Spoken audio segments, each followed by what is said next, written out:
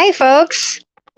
I hope everybody's having a great evening. Welcome to Glancing Behind the Veil. I actually had planned on this evening, I was going to count what number of podcasts this is, and I do not remember. It's pretty bad. But I was going to check out and see. We have a really cool podcast this evening, and I'm going to go ahead and I'm going to lay out and explain it to you all. Hi, Evelyn. How are you doing tonight? We have a very vetted I'm going to move my camera here so I can watch you guys too. We have a very vetted paranormal researcher that is going to be with us this evening, and his name is Alan Cornelius. And I'm kind of excited about having him with us this evening because there are just so many out here that I don't know how I would even say it, to say it politely. There's so many people out there that have experience, and they're doing their searches and their investigations and research in so many different ways that I think it's kind of neat to talk to someone that's actually been out there doing it for decades. From what I understand, Alan has been doing this at least 30 years, if possibly not longer. I think that puts the rest of us that, when we discuss our paranormal groups and investigation groups, we always say a combined experience of, well, Alan by himself has that length of time of experience. He has spent over 7 years investigating just the stagecoach. It's called the Moorhead Stagecoach Inn, which is in I'm trying to pull this up so I can see you guys, which is in Ida Grove, Iowa. The Stagecoach Inn, and we'll have Alan also speak and explain a lot of this because, of course, he's the one that has all the experience with it. But this is a very interesting property, and it's an extremely active property. The land itself, at some point, was a Native American Indian burial grounds, and at some point, a family had came along, and the land was used to construct the stagecoach. Where this is at, it's kind of like the crossroads of basically the Wild West, so to speak. And it was when a lot of people were migrating out west. They would come through this area and they would replenish their goods and their needs. They at one point had a general store. So of course, sacks of potatoes or flour or rope, whatever it is that, these individuals needed, they would get. But also it gave them the luxury of a safe place that they could stay and shelter in. These are really combative times. You have the Native Americans. You had a lot of not just Native Americans. You had a lot of people out there, outlaws, so to speak, on the road that could take advantage of these individuals that are coming through in stagecoaches, or they called them land schooners, is what was another term that they used back then. And they would get robbed. It's robbed for their goods and resources and surplus and supplies that they had. After that, for a period of time, the Moorheads did live there, and during the period of time that they lived there, and Alan will go into greater detail, this building that they lived in was used for a courthouse, and Mr. Moorhead was a judge of that courthouse. So there were court proceedings that were done there.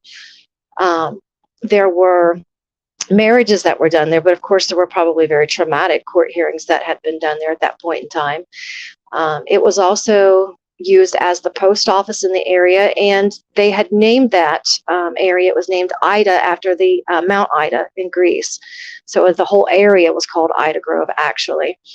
And it had also been used, basically, I wouldn't call it as a fort, because the thought of a fort gives us the connotations of like the military and barracks and all that type of stuff. But it was used as a safe haven or safe house for people that were transporting back and forth, for a place for them to shelter. And Alan will explain a lot of that, because there were areas within that did help individuals to shelter in place. And there were many times that large numbers of people stayed inside of this stagecoach inn for protection. And at the time, it still was a very hostile territory with the Lakota Sioux, and there were other Indian tribes that were around through there too, but that was basically the more predominant Native American tribe that was in the area. After a period of time, the Stagecoach Inn had set empty, and during those years, it was used, unfortunately, for, and I know this is an overused term, but this one actually was this. It was used for satanic cult activity, which, of course, being on top of an Indian burial mounds in the realms of supernatural, it stirred up a lot of activity there that probably should have been left alone, better left untouched. And then now at this point in time, the property has been taken in, and it has been refurbished, and it is now a beautiful museum. And within that museum are many historic, I guess, furnishings and different things like that. Now, I don't know that these furnishings were particular to the Moorheads. I would assume with it being left empty for a while, maybe a lot of that stuff had been taken and stolen, but there may be items that have been placed in there. But these items are older items, and as we do know, that items do they get imprinted, and they can have attachments to them too. With that being said, I would like to go ahead and invite Alan into our podcast. He's waiting inside the green room. Alan, if many do not know, is a multi-author. He's written several books on this subject, and as I explained, he's at least a 30-year vetted paranormal researcher. He's not really so much an investigator. I think investigator has a different terminology than researcher. So we'll discuss that this evening. And also we might get into the subject of different paranormal techniques and kind of like our kind of thoughts on that process. Hi, Alan. How are you doing tonight? I am fantastic. And I really appreciate the intro. I tell everybody right out of the gate that I don't know anything about anything. I honestly don't. I've been doing this since 1982, and when I left the Stagecoach sometime in 2016, I was much dumber for it. I honestly, thank you for pumping me up and making me bigger than what I actually am. But it's, there's a lot of people out there that know a lot more than I do. I'm very impressed with the young people in this field anymore. They're just, super intelligent, and they observe very well, and yes. it's impressive. I'm very impressed with them. It's come a long way since I was trying to understand the paranormal in the dark corners of some library someplace. I do, and I know what you're saying about that. And it seems like somebody else and I were talking about that recently, actually. Marcia K. Moore, that was on last week, we kind of discussed it. Kids these days, they seem to be, even, the older generations, not just children, but I usually refer to the 30-year-old crowd as kids. And of course, I get that sideways look, but hey. But I mean, I think they've been brought up with more of a different relationship with the paranormal than what we had. I mean, in many ways, it was taboo to us. Well, yeah. So I mean, they're more aware, I think, too. When people would ask me, they say, "Well, what's your hobby?" And I say, "I'm a paranormal investigator." And suddenly, you would grow a second head. And in these times, you say you're a paranormal investigator. People say, "Oh, that's so cool!" I've always wanted to do that. And do you know Zach Bagan? And no, no, I don't. Do you know Nick Groff? From 1982 till present day, it's amazing.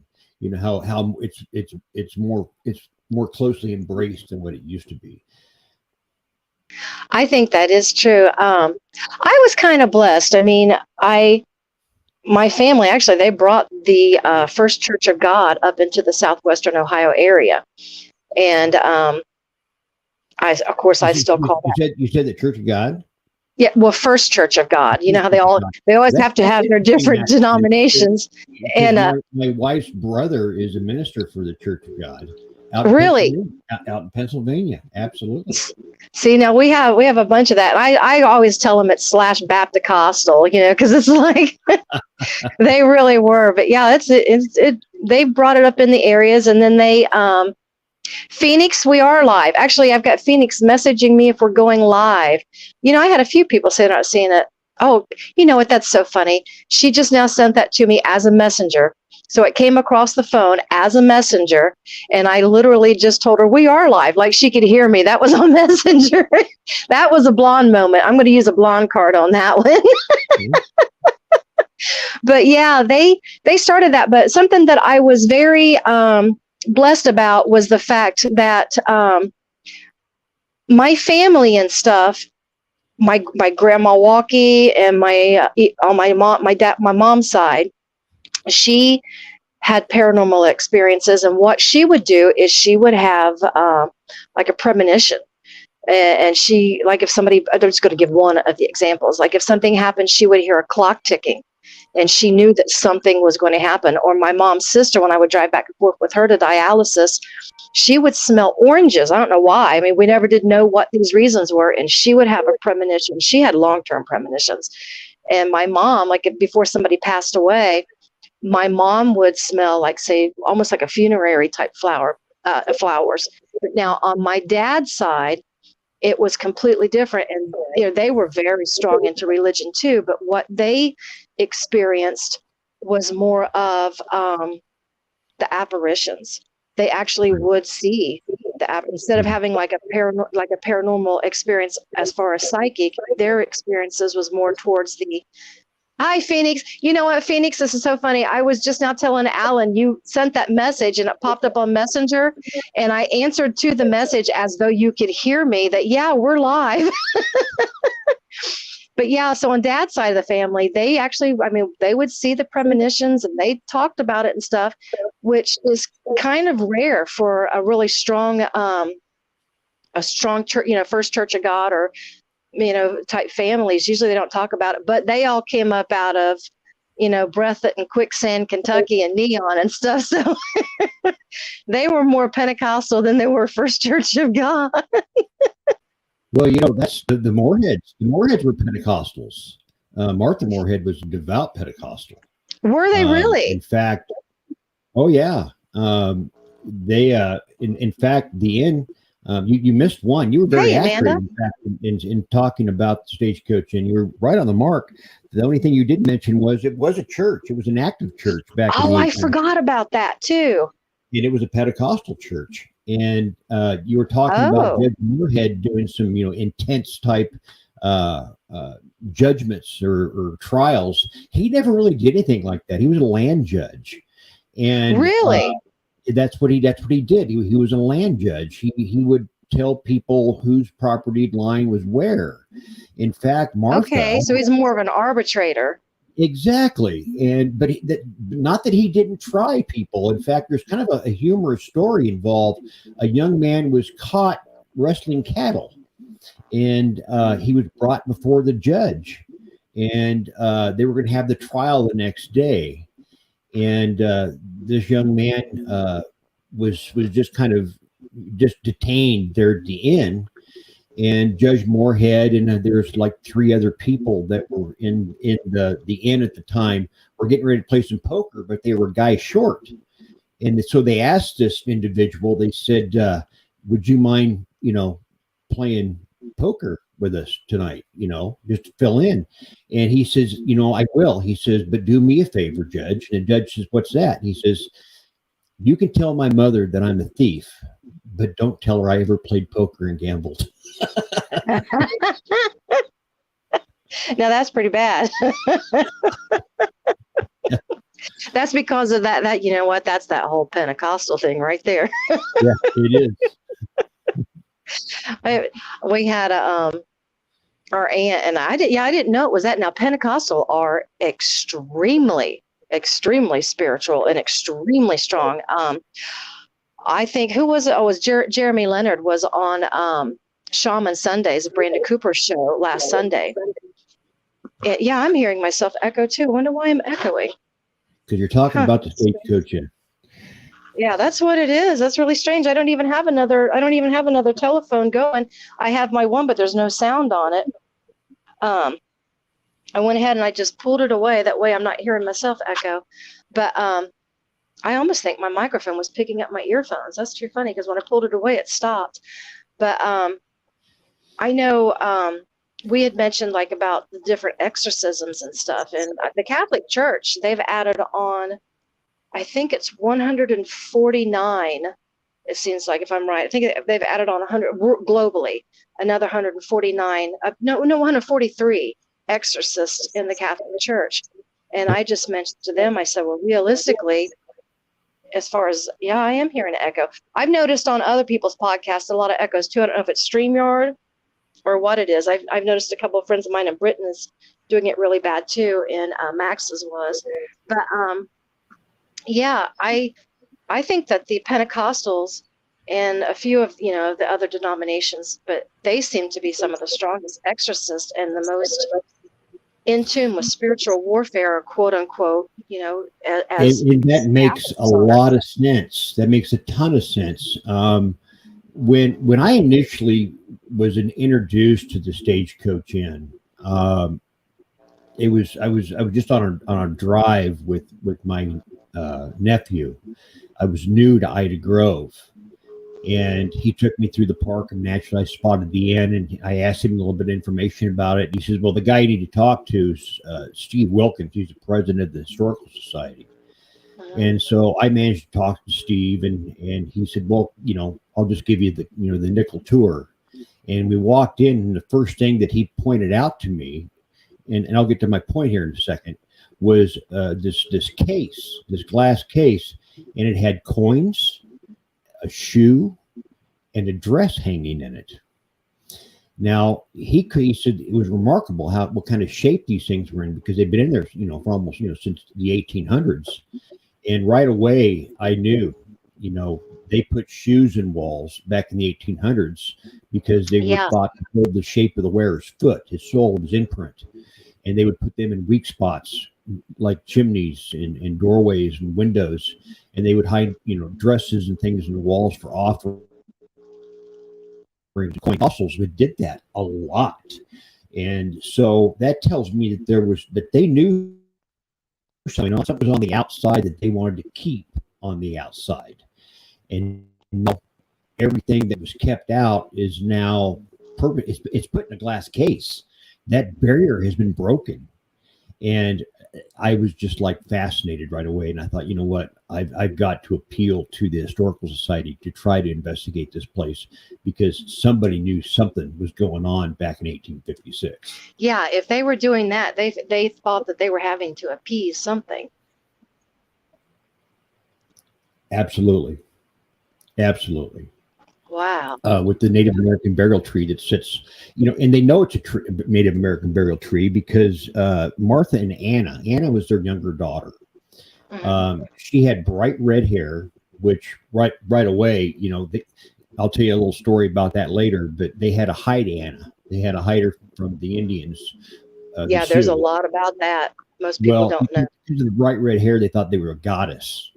They had like godly a presence to them because they had such red hair. But anyway, Martha and Anna would sit underneath this oak tree that's like 40 steps away from the front door, and they would pick up beads, hundreds and hundreds and hundreds of beads, so many beads that Martha made moccasins out of them. Well, the beads, they came from the corpses. The Sioux never buried their dead. They would use oak trees, and there were oak trees all the way around the inn there in that grove that the house was built on. The corpses, of course, the bodies would just decompose and rot away, and all the beads would fall to the ground. And then Martha and they would make clothing out of those beads, and they'd bring them into the house. So there's a lot of that's really inviting them into the house. Mojo. Yeah, there's some bad mojo going on there. Wow. Now, you know what? If you wouldn't mind, can you give us like an overview of the family unit and kind of like the ages and who they were, and just give us like a view into the past? Yeah, the Moorheads, John, they were all over in Ohio, and they were migrating west, and they managed to get to Iowa City in the vicinity of Iowa City. And John wanted to move further west. He wanted to prospect, and he hired a couple of guys, and they more or less forged a trail through Iowa, and ended up going through all kinds of swamps and all kinds of stuff, getting here. And it was marshland in some areas. And they made their way to this little grove of trees that John thought would be a great place to raise a family. And so he sent back for Martha, Anna, Giles, and I forget what the other two boys' names were. They're not mentioned very often. And brought them to this little place called Ida. And as you were right on the mark about, in Greece, Mount Ida. It was just a little humble log cabin. That's what they built. And another group of people came with them called the Comstocks, who were also original settlers to this area. And one day, a stagecoach just happened to come through and asked, at that time, it was just John Moorhead and Martha Moorhead. He wasn't judge or nothing at that time. He says, is it okay if I, water my horses here, let my riders kind of stretch their legs? And of course, they were very accommodating, and they told the rider, yes, you stop, let them rest. And in fact, he said, if the sun's getting ready to set, they can sleep inside our cabin. So the Moorheads literally brought all their furniture from inside the cabin, which wasn't a lot of furniture. It was just some chairs and a table and just odds and ends. And they set everything outside so these people could have a place to sleep on the floor. But they also brought in their livestock. They brought in the pigs and the chickens and everything else because the Native Americans were so prevalent in that area that when these people laid down to take their, to go to bed that night, these riders, this stagecoach, they literally had to sleep next to a pig. And so the Moorheads, they kind of seen an opportunity, and they said, if any more stages need to stop, let them stop here. And so they did. The word got out, and eventually John and some other people there from that. There's originally 43 original settlers to Ida County itself.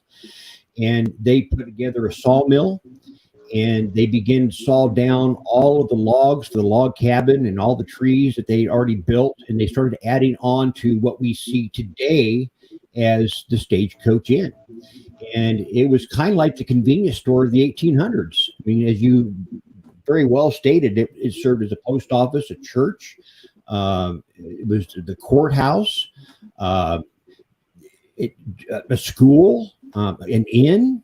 It did all these functions all at the same time, in a hospital. I forgot about that part too. In fact, the kitchen table that sits there inside the inn, it's the original table. It's probably 12 foot long.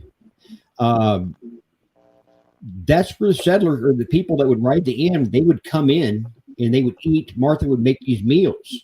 The story goes that the stagecoach drivers would blow a trumpet as they were coming over the pass, over the big hills coming into town, and she would hear that, so she'd begin to make a meal for these travelers. But it also served as a surgical platform. In the wintertime, there were a lot of people that had, of course, suffered, frostbite, and there was amputation of feet and hands. In some cases, other surgeries. There were people that more than likely passed away on that table, right there beside that place. As I to it. Yeah. As long as we have our family ancestors. Actually, I do a lot of ancestry and stuff and genealogy, but our family many years ago, they were running in Kentucky. Our great grandparents were running a general store in around the Breathitt, Kentucky, and Jackson, Kentucky area. Okay. And for some reason, somebody had moved to Illinois. It was a cousin of my grandma's had moved to Illinois, a cousin of my great grandparents at the time. And they just basically said, hey, it's wonderful here. And they packed up everything in there and sold everything in their general store and they did a wagon train all the way from there, all the way over across Indiana and up into Illinois. They ended up getting up there, and it wasn't everything that he let on it was. So they ended up coming back, and the community loved them so much they helped them to, get everything back together and started a general store again. But it took um, it took a really long time. I think it took 8 months, if I remember right, for them to make that journey. So for people to set out from, like you're saying, from Ohio or wherever, all the way out to South Dakota, or like out where you guys are at, I mean, that's took a long time. You're going to hit quite a few seasons. I mean, there's no way you it was a long trip, and it was full of perils all along the way. This area, that area, had a lot of Sioux activity. One Sioux in particular his name was Chief Incapaduta, and he started out he tolerated the whites. He didn't really, it wasn't like he hated them. He understood that, the whites were beginning to move into their territory. He was kind of a satellite, I guess you could say, community of Sitting Bull. And lots of different tribes, lots of different, factions of the Sioux. And he tried to get along. And there was a gentleman, and I wish I wrote his name down once, and I forget what it is now, but he was from the Des Moines area, believe it or not. And he hated Indians. And so he knew that there was a lot of Indians that were up around the Fort Dodge area, Ida Grove area. There's a lot of them up there. So he got a wagon, and he filled a bunch of barrels full of tainted pork. It was basically poisoned.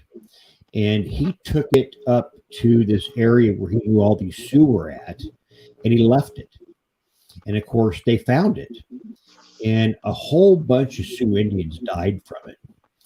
Well, he knew who did it. I mean, the word got back to Chief Incapaduta who this individual was, and he actually went through the proper channels of getting a hold of law enforcement, the Army, which would have been the cavalry at that time, and said, look, we need to bring charge. He's all these Indians, and they didn't do anything about it.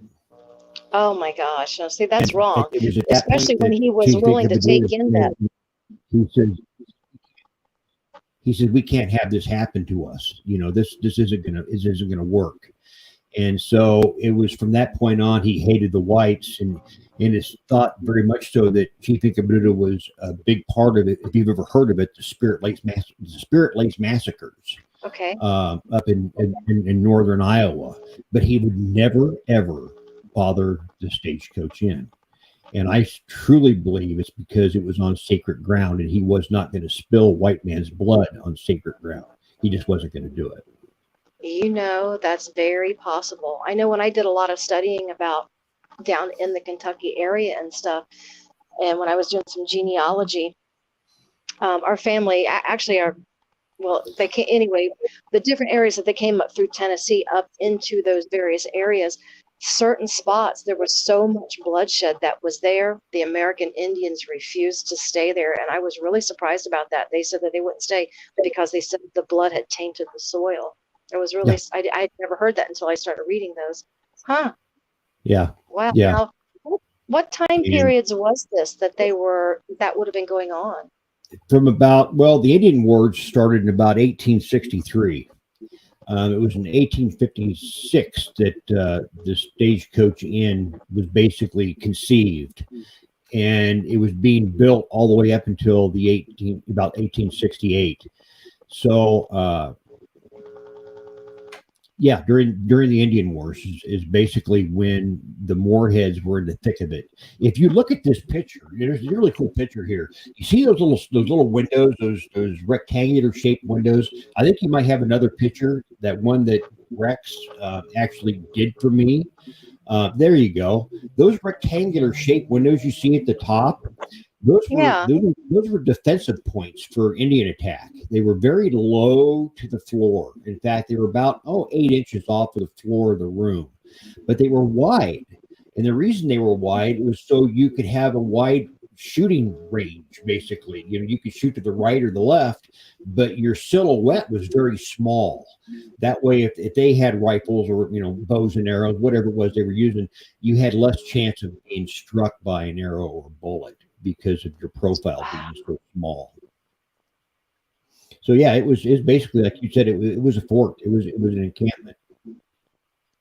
Wow, and I didn't even realize that they had even used that, in that situation. I thought that it had been used for those, various for protection and stuff like that, but I didn't really realize that they had actually done some of the architectural restructuring for that Yeah, purpose. That's pretty that's smart. exactly why it was built that way. The Moorheads were very intelligent. Judge Moorhead was a very intelligent man. In fact, they didn't have running water in the place, obviously, but he constructed like a little railroad track that he put a wagon on. And the wagon, on the bottom of the wagon, wasn't really a wagon, just basically just a flat board with wheels on it. And under Okay. this flat board was a bucket. And he would wheel it all the way down to a natural spring from the house until until it would fill the bucket, and then he would pull it back up. Wow, So that that's was how brothers were smart. running water. And he also, on the door of the barn is real close by. Unfortunately, the barn wasn't reconstructed with all the period materials that it needed to go on the National Registry of Historic Places, unfortunately. But the barn was the Indians would often try to get into it because the cattle and livestock were held in there. So Judge Oh, Moorhead took a rope or a real small twine, and he hooked it to the very most top edge of the doorway. And that rope or string went all the way through the upper corner of the window onto a bell next to his bed.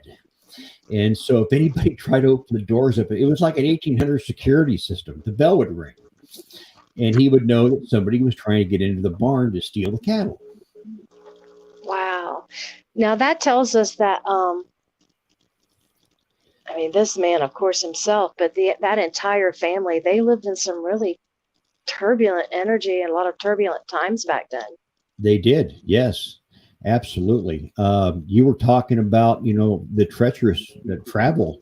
I just recently heard the story. In fact, I talked to an individual on the phone. They told me even more information about the stagecoach and I never knew.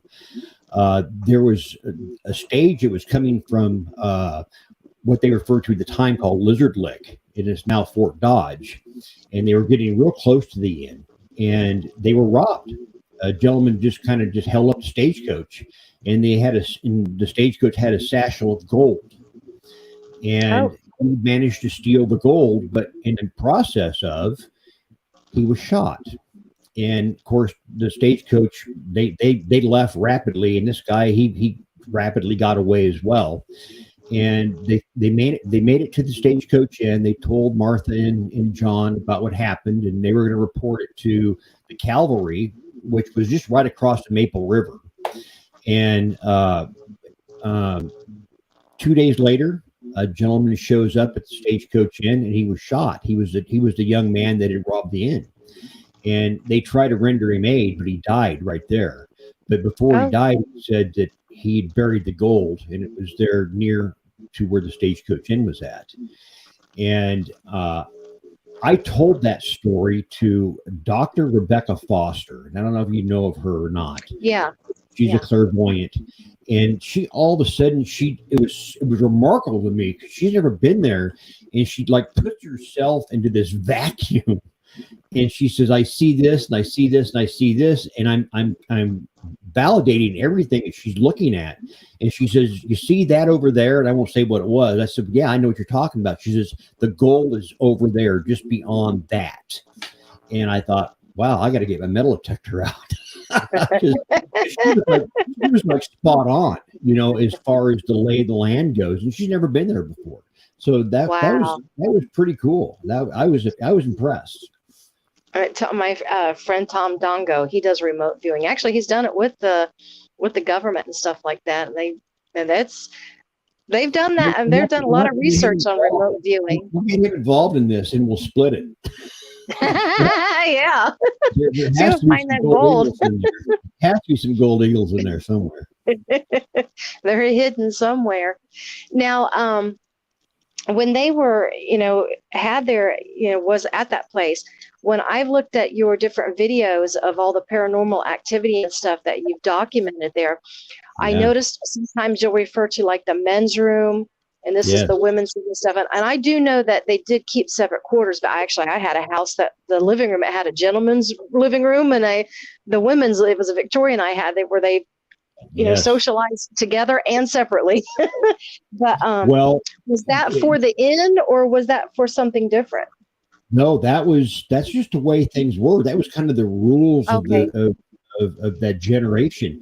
You know, when the stagecoach would arrive, even if there was husband and wife, the men were to sleep in the men's room, and the women would sleep upstairs with the children. In the summertime, when it was really beastly hot, there's no air conditioning. They would sleep outside, Hmm. but generally, they were segregated from each other. Um, but the men's room also served as is what they called the powder room as well. That's where all the ammunition was kept. That's where all the wad Oh, you and said the powder room. I'm thinking powder. 1920s, like a powder room for No, your no, makeup. that's where all the ammunition and rifles and everything were kept.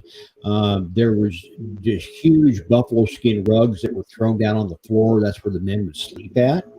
I'm assuming it was more or less comfortable. I don't know. I've never slept on a buffalo hide, bed before, but yeah, Yeah. that's what the arrangements were.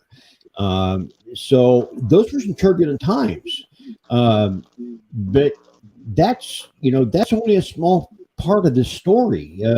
Eventually, Yeah. the railroad come through. The railroad finally shows up.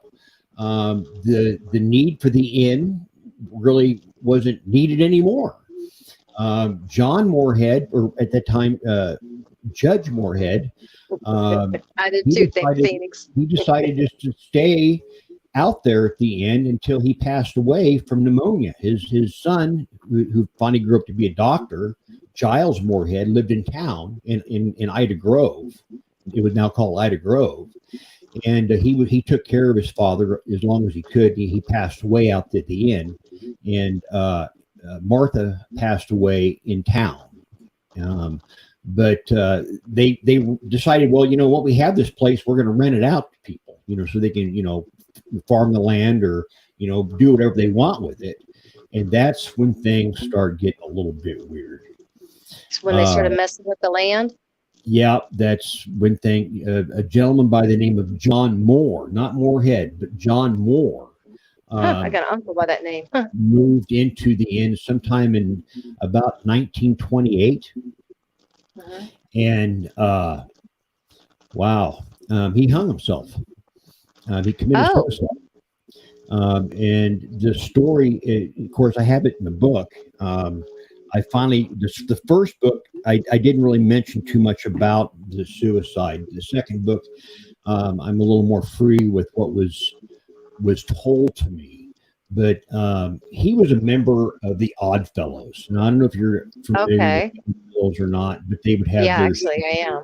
meetings and wear bizarre masks on their faces, and they'd worship paper mache skeletons and do all kinds of really strange stuff.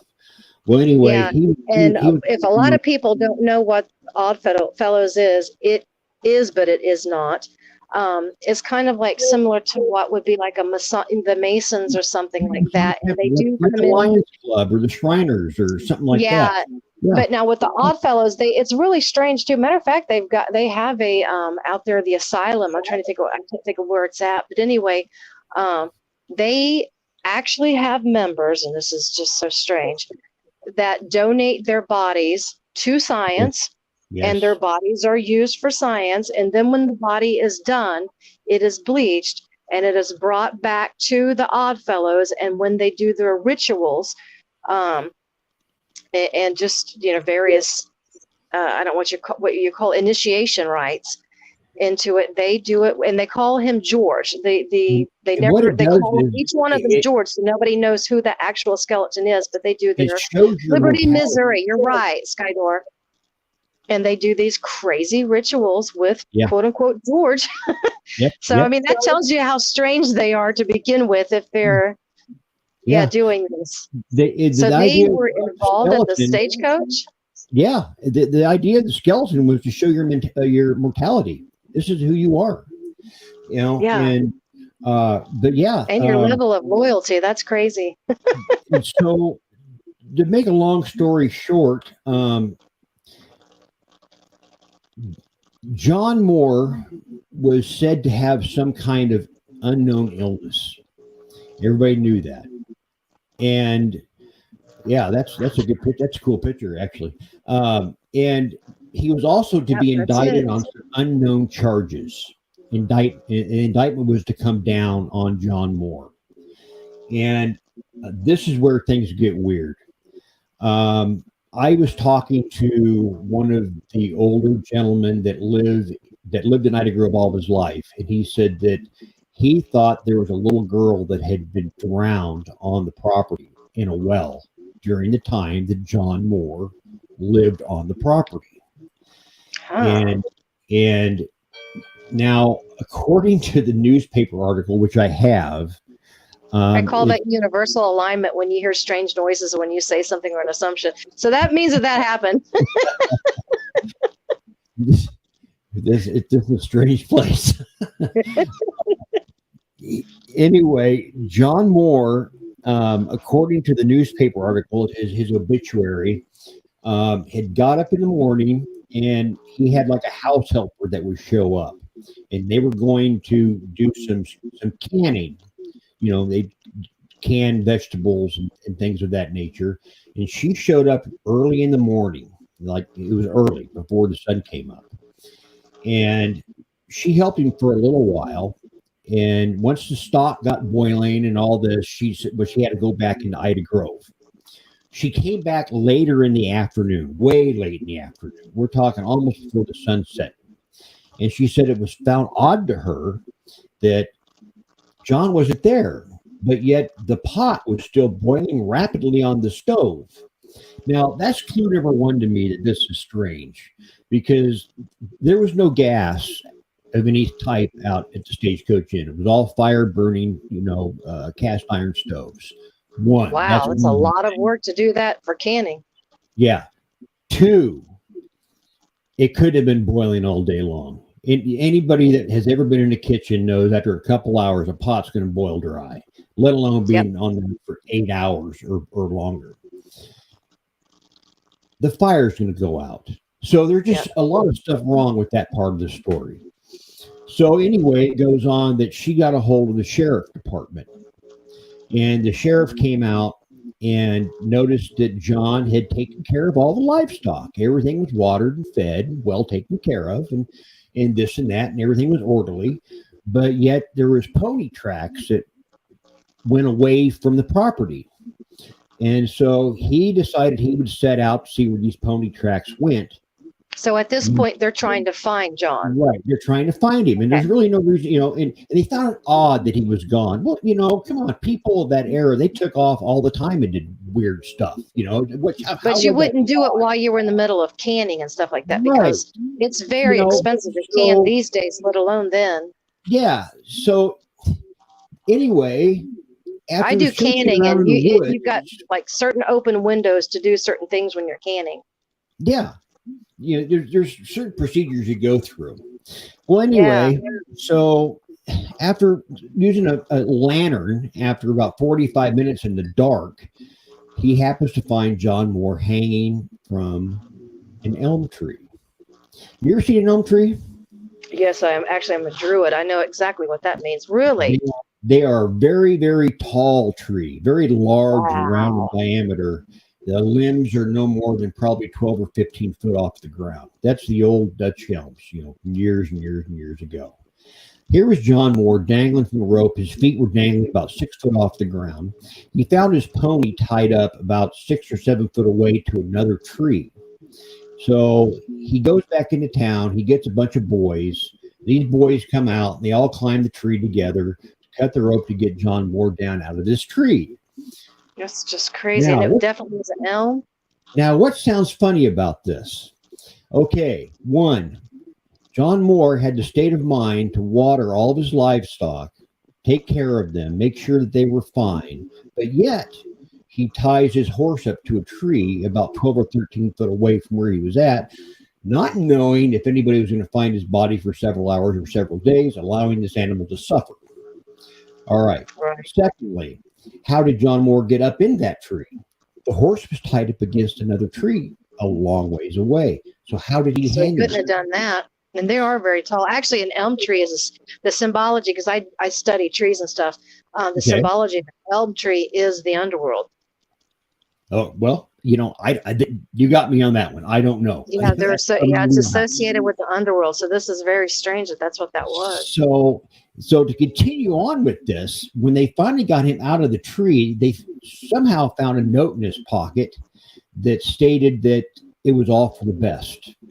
Now, in my mind, somebody murdered John Moore, thinking that he may have been involved in the drowning of this little girl in the well and may have escaped prosecution. So, therefore, let's just get rid of him. Let's kill him because there's no other way. No way. And when I asked the question on two or three different occasions if John Moore was upset about his burial. See, the Odd Fellows actually took care of the ceremony.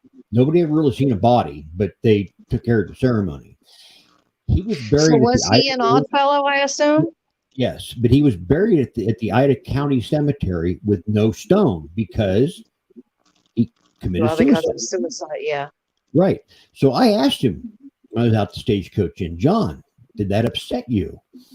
That, and I wish I would have sent you the video. I just couldn't get enough time to get it sent off.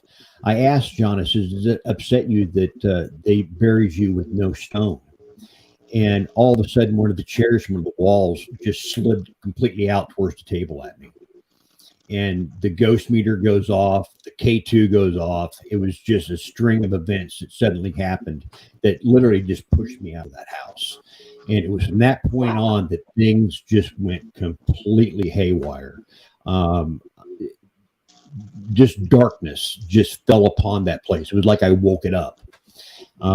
Later, I found out when I was told to leave, I couldn't investigate anymore because a group of individuals came out there and did investigate to try to validate my findings.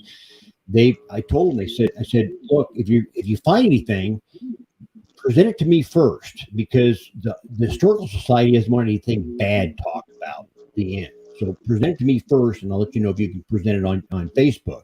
Yeah, no problem, they said. So instead of doing it on Facebook, they do it on YouTube. And they start talking about demonic children and stuff. Well, somebody from the Historical Society found out there was somebody talking about demonic children at the Stagecoach Inn, and they threw me out, but it was only temporary. One of the founding fathers, or what I call the elders of Ida County, finally said to me, he says, Alan, he says, I can't keep you from investigating out there, but let me tell you what's going on.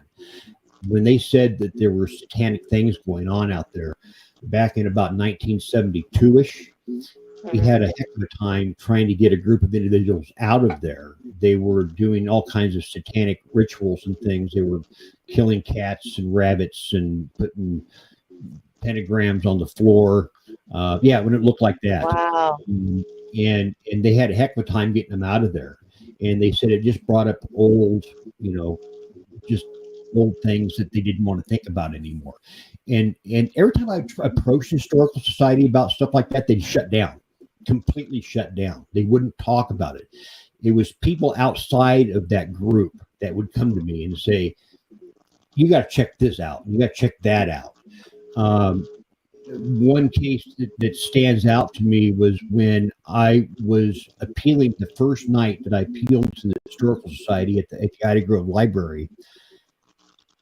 I presented myself as a paranormal investigator / researcher. And it was to be a yay or nay vote. And one of the older members stood up. Her name was Connolly. She says, why in the world would we allow things to get stirred up out there all over again? And oh my God, I wanted so bad to pursue that. But I thought, no, I'm on thin ice as it is. I'm asking to investigate, and now somebody's saying, why would we let somebody stir stuff all out? Stir up things all over again out there. And I thought, these people know a lot about stuff that's going on. Yeah, I was going to say that tells me if she said the word again, then they already knew about prior activity and stuff there. Yeah, and just after I got the yes, and they knew about big activity. It wasn't just something silly, or it wouldn't have been a concern either. Yeah, and I had one individual approach me after that meeting. His name was Elmer. And he says, Alan, he says, I'm so happy you're going to be going out there. He wasn't one of the board members. He was just somebody that was just who always come and just sit in on the meetings, just listen. And he says, I was helping out, I was taking some stuff out there and I was to do some cleaning and things. And I unlocked the front door and I walked inside, and he says, there was somebody walking around upstairs, Alan. He said, I could hear it. He said, it was heavy boots, and they walked all the way across the floor upstairs. He said, I was mad. And of course, he's no farmer. He has the old bib overalls, the striped bibs. And he says, I went stomping up them steps. He says, I was going to throw. He was convinced it was kids that broke in, and he says there was nobody there. He says there wasn't glass, was no broken glass. He says all the doors except for one door. Well, I take that back. Two doors that were all nailed shut. You couldn't get in. The other door, there was no access. It had a deadbolt, and it had a table that was in front of it. So you would obviously be able to see if somebody came in through it. Yeah. And he says there was nobody there. And he said that scared the hell out of me. And that was validated about 2 years later when I went to investigate. And Rhett, who is the park ranger out there, he seen me sitting up to get ready to investigate. He says, hey, Alan, he says, I ever tell you that story about old Elmer? I go, no, what, Rhett? And he says, well, he said, you know what a hog leg is? I said, yeah, I do. He says, well, he says, I seen old Elmer, and I pulled up here to talk to him a bit, and I said, hey, Elmer, you can't have a gun in the park. And he says, I know that, Rhett. He says, so Rhett tells him the same story. And then he told Rhett, he says, I'll be damned if I ever go back to that inn again without a gun. And that was like that's going to help. Yeah. It was the same story that Elmer told me like a year earlier. Yeah, so they were reproducing. Yeah, they were saying that. Skydor said that they found a photo of John Moore and one of his 6 children. They're getting ready to upload that. That'd be cool if they could, because I've never seen a picture of him. That would be cool. Hey, Dave. And in the meantime, there is he's got it right there. Yeah, I'm gonna grab my coffee real quick. I'm gonna move off camera here just for a second. Wow, now check this out. That is a fantastic photo. Is that from Ida Grove, Iowa? Yeah, that's what it said. I'll be damned. I've never seen that photo before, ever. That must be his son. He was told that, or it could be his brother. His brother had died a few days before he did, believe it or not. It was a really bizarre chain of events. Really? Yeah, I know if it wasn't for there being a note, I wouldn't think, I would have thought something else maybe, but. Well, it said in the note. His brother died right before him?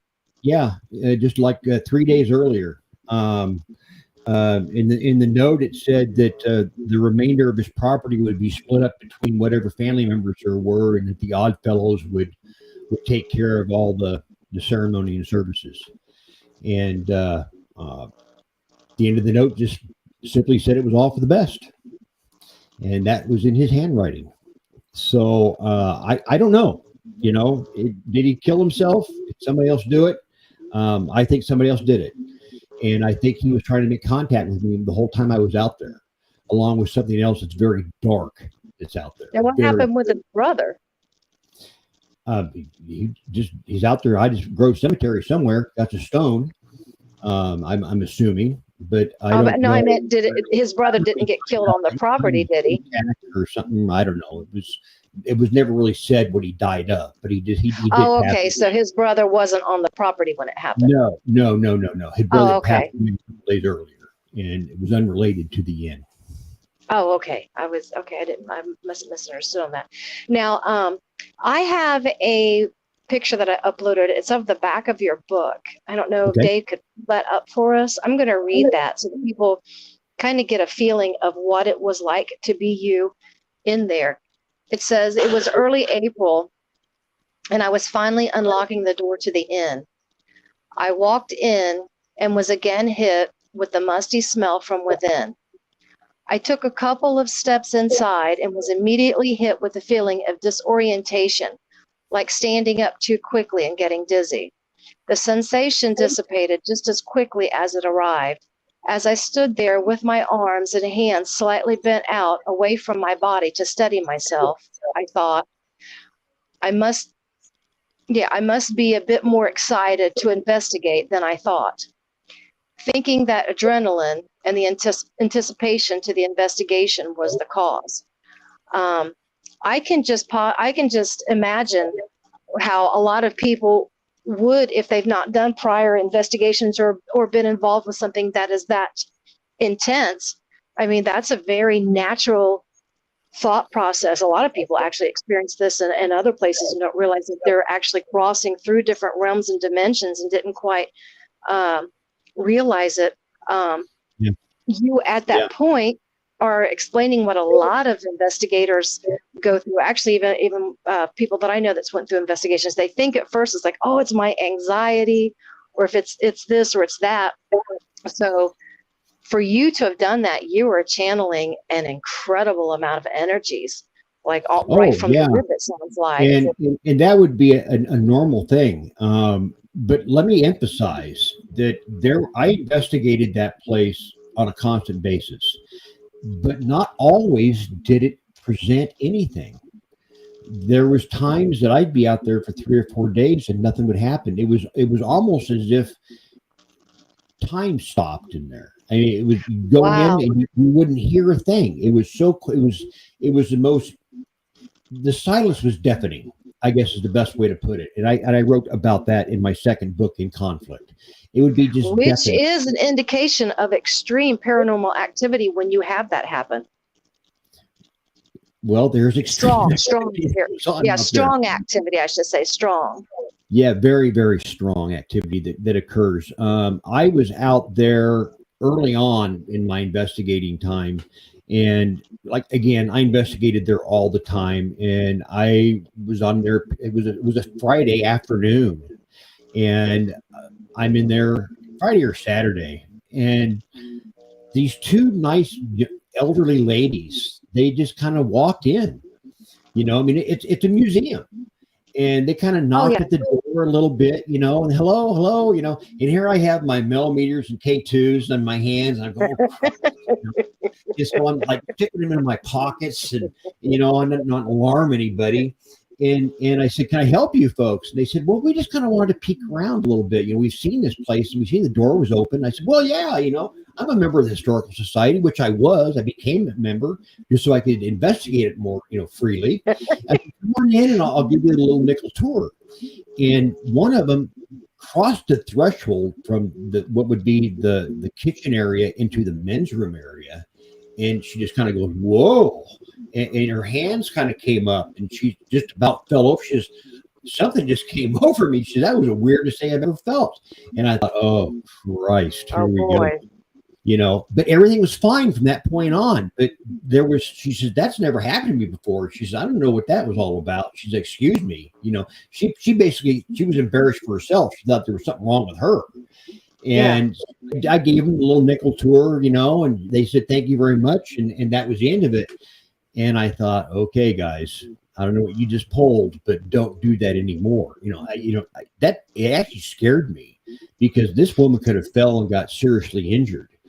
And, she was probably in her, oh gosh, she was upper 70s, maybe 80, and so she wasn't young, but she didn't have a single problem the rest of the time as she was in there. But when she walked across that threshold from the kitchen into the men's room area where I've already had a lot of activity before with John Moore or whoever, something washed over her that she just lost all sense of balance. She was grabbing at the air, trying to grab onto something to keep from falling down. I find that really interesting that you're saying that's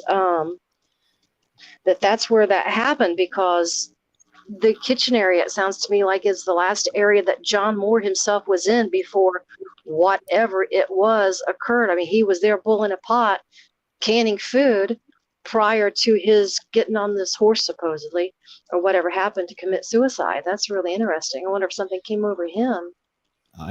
I don't know. In that kitchen table there, you remember that. You got to remember that kitchen table was used as a surgical platform. There were people that died on that table. Oh, they still have that same table there. Yeah. It's still there. It's still there. People, when somebody had a limb amputated, they didn't have anesthesia back then. They would have as many people as they could find to pile on top of somebody and hold them down as they cut through flesh and bone. Can you imagine the screaming? Can you and yelling? imagine that? Having that put is on a indelibly imprinted into the walls of that place. Which I refer to it all the time as that place. I really don't like talking about the Stagecoach Inn. When I left there, I used to call myself Wannagie Paranormal. Wannagie is a Native American word that means spirit or ghost. Mhm. And I got rid of that name. I got rid of anything affiliated or associated with the Stagecoach Inn. T-shirts, shoes, anything that had ever been inside that place, I got rid of. I didn't want anything more to do with that place. And then, of course, that's when Chris Moon got a hold of me, and then things went really crazy. But that's you haven't got enough time in the day for me to sit. You got to read the book, In Conflict or In Now, TV, either one of those books, and it's a hell of a story. It's just actually, crazy. could you bring it? Yeah, he did. He was on it. I'll tell you what. Sometimes I think he reads. He's psychic and doesn't realize it. Here's a picture of the front cover of Alan's book, In Too Deep, and that does go into his paranormal experiences and everything that he's had within the Stagecoach Inn. Skydor said that Henry Moore was his brother. Henry died August 22nd, 1924. Aged, my clip for my phone isn't sure, age 49 from a heart attack, possible stroke. And John died on August 28th, 1924. So, yeah, 6 days later, suicide by hanging. There you go. Oh, that's a beautiful cover there, too. I like that cover. That's how I kind of describe the Stagecoach Inn as being a porthole to hell. I was going to say, it sounds to me like you had that feeling that there possibly, and I would think with there being the prior Native American activity, and then of course I'm assuming you did your research after the 1970 period where they had the satanic activity? Yeah. They finally got those people out of there, and they did nothing with it for years. They were finally approached by the Park Service in about 1979 or 80, I'm thinking. The park said to the Historical Society, hey, you need to do something with this old Stagecoach Inn or we're going to have to tear it down. Oh. And that's when the Historical Society got off their hands, and a gentleman by the name of Doc Kinney, who was the veterinarian for Ida County, who was also the president of the Historical Society, says, look, we're going to put this thing back together with square nails and wooden pegs. We're going to make it as original as we possibly can. And they went around and found old structures that were built in the same era, floorboards, wall boards, glass, lead glass, everything. And they put back into this place to get it on the National Historical Registry. Wow. And it took a lot of work. They'd actually got inmates from the county jail to start digging out the basement. Look at that. The basement area was in the wintertime when it was too cold, I understand, to bury bodies up in Settler Cemetery. They were put down in the basement of the Stagecoach Inn. Oh my gosh, Alan. Yeah. I didn't even know about that aspect of it. That's some of the rumors that I've heard from some of the older folks that have lived there, since they were, little kids. Yeah. Much older than me, which brings to an interesting point. When I was talking about the inn and how they dug out the basement on one of my live streams one day, I got this really interesting email from this young lady that says, she says, my grandmother used to live out there. And get this. Now, whether I can believe it or not, it's up to you. It's kind of like my catch line. You decide. She says to me, she says, my grandmother was supposedly a white witch. And they knew about the satanic rituals that were going on out there. And they captured whatever it was and put it in a clay pot. And they buried it in what was left of this basement. They put a ribbon around it and they wax or some, I don't know. It was a whole routine. And she that says, is something. What you're describing is something that people do. And she said they buried it in the old basement. Well, then years later, when it was being refurbished, they brought all these people in from the sheriff's department, the prisoners, incarcerated for petty stuff. They weren't like vicious convicts or anything, to dig out the basement. And she says, is it possible? She says that clay pot was broken. And whatever was held in there deliberately was released. And now it's back. And I said, you got me. I don't know. I wish I could have brought somebody clairvoyance or psychic abilities in there in some cases. I did have Chris Moon come in there at one point with his ghost box and found some interesting things. But, there were so many stories that were flying around that are possible. I can't rule them out. When Chris Moon was asking why whatever was there was bothering me so much, a voice come through that said, not of the same blood. And which didn't make any sense to me, which didn't make any sense at all. That was early on before I found my family tree, because I was adopted as a brand new baby. And it was just after that I found out who my natural, my true blood is, my DNA. And I found my family and come to find out that I'm Cherokee Indian. Oh, wow. And so not the same blood made all of a sudden a lot of sense. That can mean that.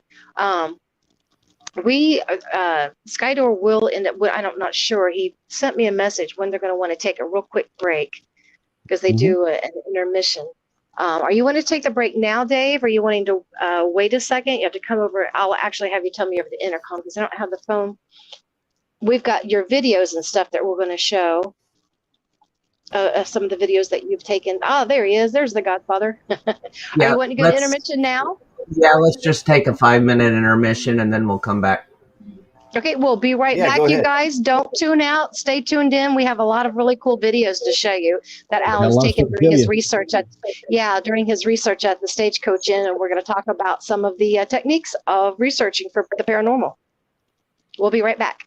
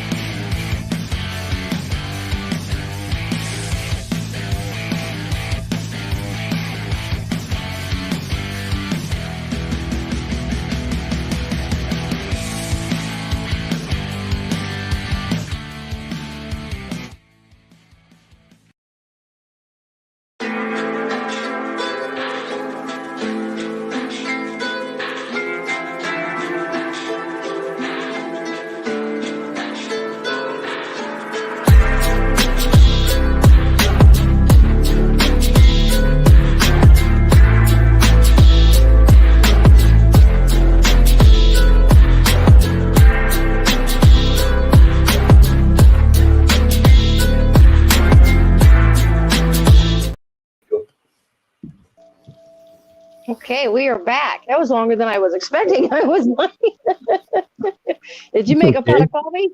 Gave me time. Hey, you know what? I filled up the thermos. Yeah, I'm I good. went, you know what? This is a Kentucky thing. And actually, I was kind of lucky they had them on sale. Usually I get them in the cans, but where is it here? It's everybody calls it L8, but actually it's a Kentucky drink. But it Oh, says okay. L, but if you actually read it, it says a late one. And it's almost like a ginger ale type soda with caffeine added, basically. But they really, I love them. You know, I spent a little time in Kentucky at a place called Fort Campbell. Oh, did you really? Yeah, it's with the 101st Airborne. Yeah, I was going to say you were airborne. Yes, I was. Yeah, sure was. My Always airborne. uncle, my youngest uncle, actually, my grandma's her foster son. Actually, my youngest uncle was scared to death of heights. Truly scared to death of heights. We would go to like the water park, and he wouldn't jump off Yeah, these things, and he went and he joined the 101st. What you're talking about? And yeah. my Same dad was a name. LERP in Vietnam, so my dad came in. He told me he was airborne. He goes, "You're afraid of heights?" And Jonathan said, "Yeah." And Dad goes, "You do understand that's an airborne division, right?" Yeah, And yeah. yeah, he got over that quick. Well, He you didn't know, have the I, choice. I can tell you this from experience. When I was, my dad was 11th Airborne, and I wanted to updo him, and I wanted to be 101st. I wanted to be a Screaming Eagle, and I was completely pumped up about it until I started shuffling towards that door. And I thought, what in the hell am I doing? Oh my gosh. Yeah, I need to get up out of there. Um, Now I know like where you had mentioned the situation with like John Moore and stuff. And Yeah. I was kind of wondering, there's so many different layers, there's so many different layers Oh yeah. and generations of people that have lived there and everything. You I know, assume because it's you not so mentioned much about the Kentucky and it made people. me think about the Kentucky thing. With It's not Kentucky, so our much families and stuff, we had like a lot of cemeteries and stuff that were nearby right. because And our families was there. there's Is a there local? cemetery there. Okay, because There's I was wondering about that. That like there would have to be a cemetery for the quote unquote, the whites or the settlers. well, this cemetery sits back approximately. I'm gonna say 200 and some odd yards, maybe 300 or more yards away from the Stagecoach Inn, up on another hill, and it's called the Mm-hmm. Settler Cemetery. Uh-huh. And in sometime in I'm thinking, gosh, it must have been in the 50s, probably.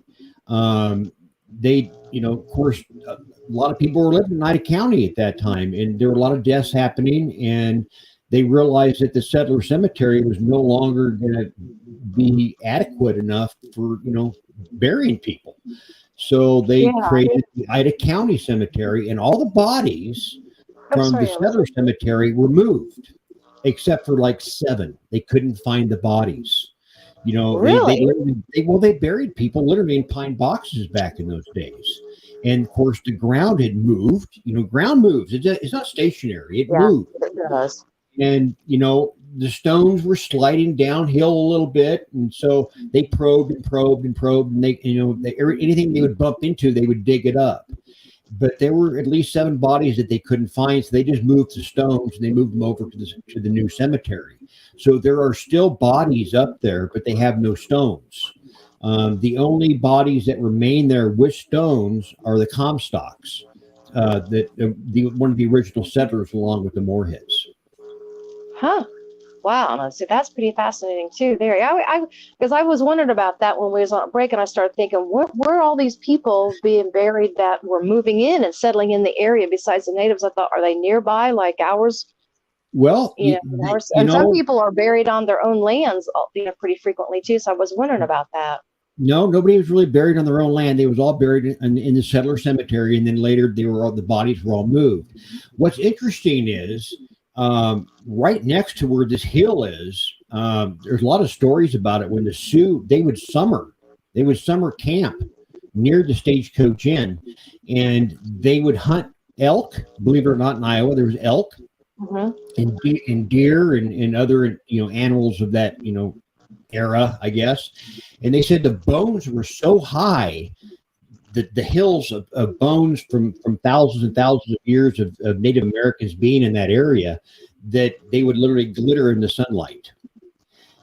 Yeah, it's a great overhead view there. Yeah, he is showing that. Map. Yeah, you can see the inn down below. If you go back the other direction, you see that kind of turnaround.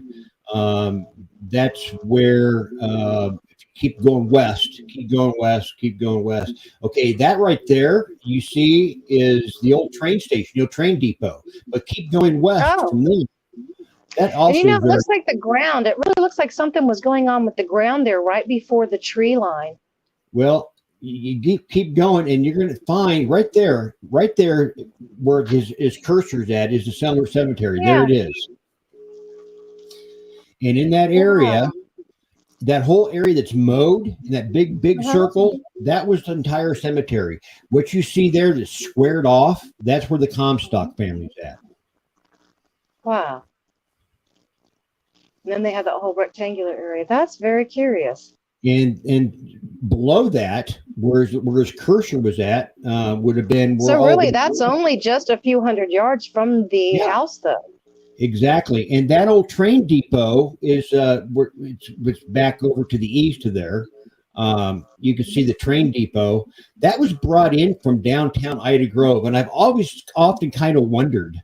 I was going to say, where's the train set? Okay, so there wasn't a train. There's no train there, but I've been told that by other people. They said, "Alan, have you investigated there?" And I said, "No, I haven't." They said, "You need to." And I always thought, well, that's kind of interesting. I wonder if people are getting off the train there and walking over to the Stagecoach Inn and going to bed. Hey, you know what? There's no telling what's going on in their realm. What is it? What's my deer skin? Yeah, I have to laugh about it. But everything, there's so many layers of that place. Everything in the Stagecoach Inn has been donated from all over the country. I was going to ask you about that too. Where's the furnishings coming from? Because furnishings are very imprintable. Of beds there from 1800 to 1860 to 1928. There's a progression, and as we all know, beds hold energy. They all, a lot of things. Yes. Happiness, joy, death, it's all there. And, and those beds could hold all kinds of energy. There is all kinds of items in there, sewing machines, there's desks, chairs, any number of those things in that inn could hold some kind of residual energy. Yes. So it's layer upon layer upon layer. Now, how many years did the Moorheads live in the property? Oh, I think they moved out of there sometime. Well, it must have been about 1907-ish, probably. 'Cause I know in 1928 is when John Moore, or 1924, in that era, lived there.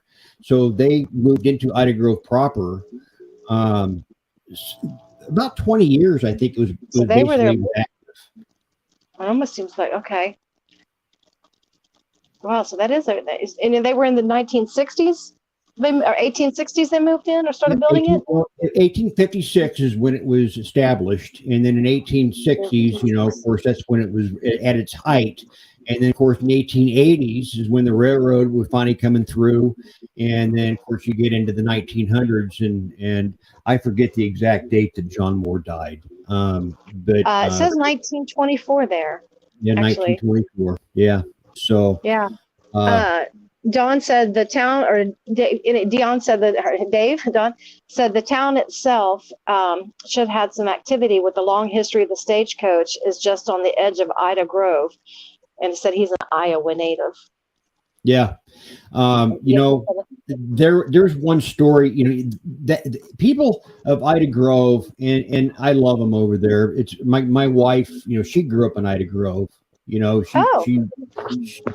Her mother, that's why I went there. That's right. That is right. You did say that. Her mother was really ill, and I left my job here in the Des Moines area to go up and take care of her. We didn't think she was going to live that long. And she ended up being over 7 years, and we ended up having to move back. Yeah, she grew up there, and uh, I was telling you about Doc Kenny, who was basically the founder. He was also Andy, who that nephew that took me through the park on the initial time when I discovered the inn. That was his Mhm. grandfather, and Oh, I was doing an investigation. I think I sent you the video. Maybe I didn't, but it says Andy. I was at the Stagecoach Inn doing some EVPs during the day, and I said, if there's a Doc Kenny here, I said, you may know the same person I know, and his name is. And before I had a chance to say it, something happened. Well, I do. I went home and I went through the AVP and I'm listening to it and I go, oh my God. And I yelled at Pam and I said, come up here and listen to this.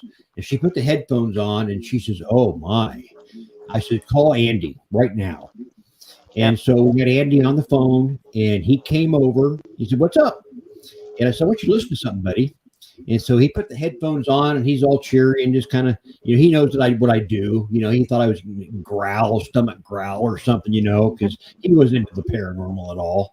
And all of a sudden, the blood just works from his face. And he says, oh my God, that was Grandpa. Yeah.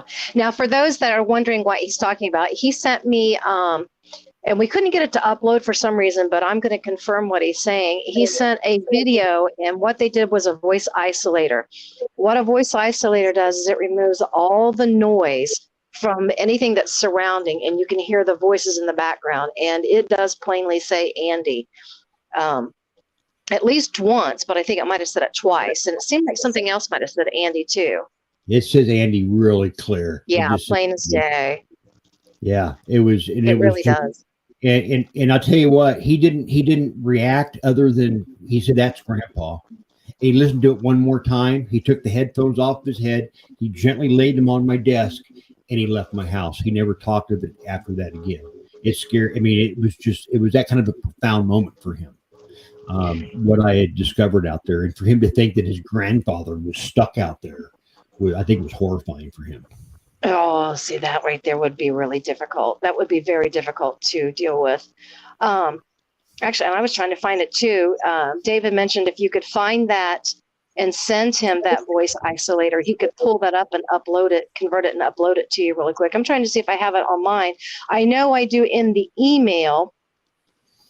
I don't know if I have while on you're that. looking for that, I got While you're little, looking for that, I was going to tell you really quick. Side story. Alan had sent me several videos, and I have abilities or whatever, curses or abilities. I don't want to say the word. I don't like the word curses, but anyway, I told him when I had started watching the one. And it was really strange because I have a radiant heater in my bedroom to keep it even warmer than usual. Plus, I have a furnace. But I told Alan that I started getting cold. It really, actually, even Ellie, that's my dog. I should have explained who that was. Ellie, my dog, had even came up and she kind of like did her little circle thing. And usually that's when she's wanting to cuddle up and get warmed or something. Yeah. So I think she felt the cold too. But yeah, we felt extremely cold, and I just felt something that just came over top of me, like it just put me to sleep, and I fell asleep. And you can actually, my daughter was on her earlier. You can ask her. I'm that person that struggles to fall asleep. I don't care how tired I am. I cannot fall asleep, and I fought it. And apparently, I don't know how it happened, but I was sitting there, and I actually fell asleep as I was sitting there, which is something that I don't do. I don't do that, unfortunately. Yeah, and the thing is what you were watching, that video is based on that last investigation, which is basically the In Conflict book. Really? Yes, that's what that investigation that I think the one that you were watching when I was going. I know the one that it is when I watched it the next day, because remember I told you I'm not going to watch it anymore this evening. I'll wait until, so I went ahead and cleansed the house and watched it and everything during the daylight. I know when I watched it the next day, in that video yourself, you make a statement, something like you're starting to feel cold, or you're feeling, I guess, pockets of cold. And I thought, wow, that's crazy. I just had that happen. That's the motion sensor one. I know what you're talking about. Yeah. I'd like to make a little side note here if I could. Yeah. Originally, you've seen the book In Too Deep.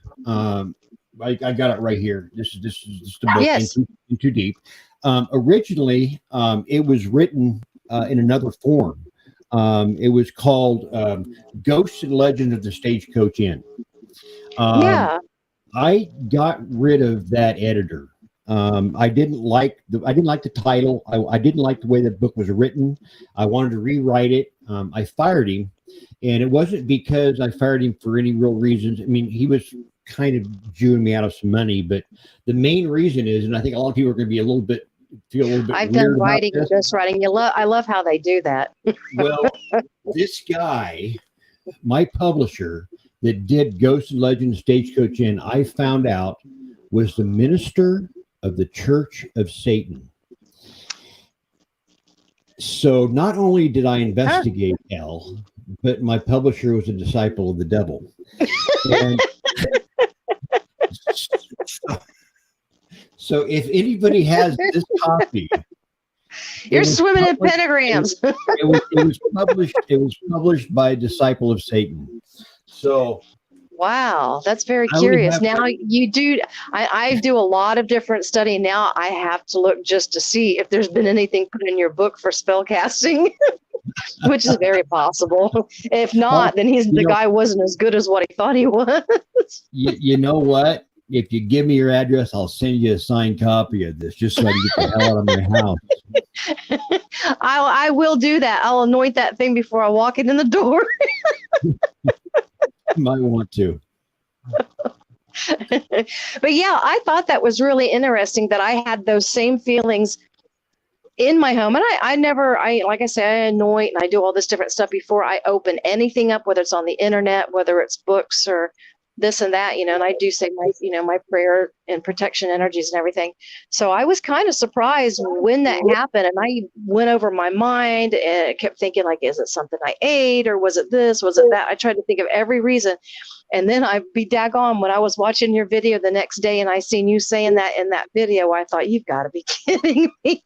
No, this is exactly what happened last night, the way I felt. And I thought, I'm glad I didn't finish watching it. But yeah, I do think from various times that I've watched live investigation feeds that people have done, there are many times I've had my electronic devices do things that's crazy. Actually, I've seen the last time you guys were interviewing, different things happen. I do think that they figured out a way to navigate possibly through these devices. If they figured out how to speak through the devices, exactly. Absolutely. So, and they figured out how to set up the REM pods and the different stuff, I guarantee they know how to navigate from this device to the next device. They do.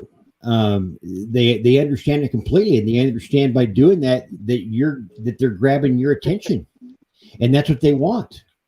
They want you to seek them out, to see them, and they use these devices. None of these things really work, I don't think. I have some of Ghost Gear stuff right here. I'm good friends with Robert from Ghost Gear, and I've had a lot of luck with these devices. And these things understand that we want them to do something with these devices. They, if you just brought this in and didn't talk about it, it probably wouldn't work. But as soon as you brought this into the location and said, "Hey, I want you to approach this thing," it'd go off like crazy. So it does seem like that. They're very intelligent. Just a throwback from when I first started investigating, I didn't have none of this kind of stuff. I had a tape recorder. I think it was a Fisher Price tape recorder belonging to my daughter. and we used to do it with those little dictation machines. Yeah, a little cassette in it, and it was orange. I think it was pink or orange. I forget. Anyway, I think I developed the very first millimeter. I read in a book that these things were made of some kind of a static charge, possibly an energy. And I thought, that's interesting. And a few weeks later, my daughter gets this package in the mail from a grandparent or something. And it had all these little styrofoam peanuts in it. And those things are horrible. I mean, if they spill, they go all over the place and they cling on to everything, including yourself. And I thought, I sacked these things up in the old style baggies, not the Ziploc ones we have now, but the old that fold over and everything. Yeah. I was going to do a paranormal investigation at a place that somebody thought they had a ghost. And I took these peanuts, I must have had 40 of them, and I laid them all out in a row, like bean rows, in this hallway where they were seeing what they thought was a shadow figure. And my thought was, if these things actually had a static charge to them, an energy, Mhm. that these peanuts would be disturbed. They would start flying around the room. Yeah. And only thing we had was a Polaroid camera. And about every 20 minutes or so, I take a picture of these peanuts. And I finally got to a point where all of a sudden they were all just out of disarray. I mean, they were everywhere in this hallway. And there were no vents, there were no windows, there was nothing there that could have caused a breeze. But I think I created the first millimeter, something that went down this hallway that had some Yeah. kind of approach to it, and I used it thereafter. And I would actually watch these things move, just like a compass. And we used to use a compass a lot, Yeah. to get. And I do remember using compasses. me and other people, we witnessed these peanuts, and I used to do it to this day. I do some of my old school ways of capturing evidence, and honestly, you got to have a static charge, get close enough to those peanuts to make them move, and it works. It really does. I mean, I'm talking some old school stuff.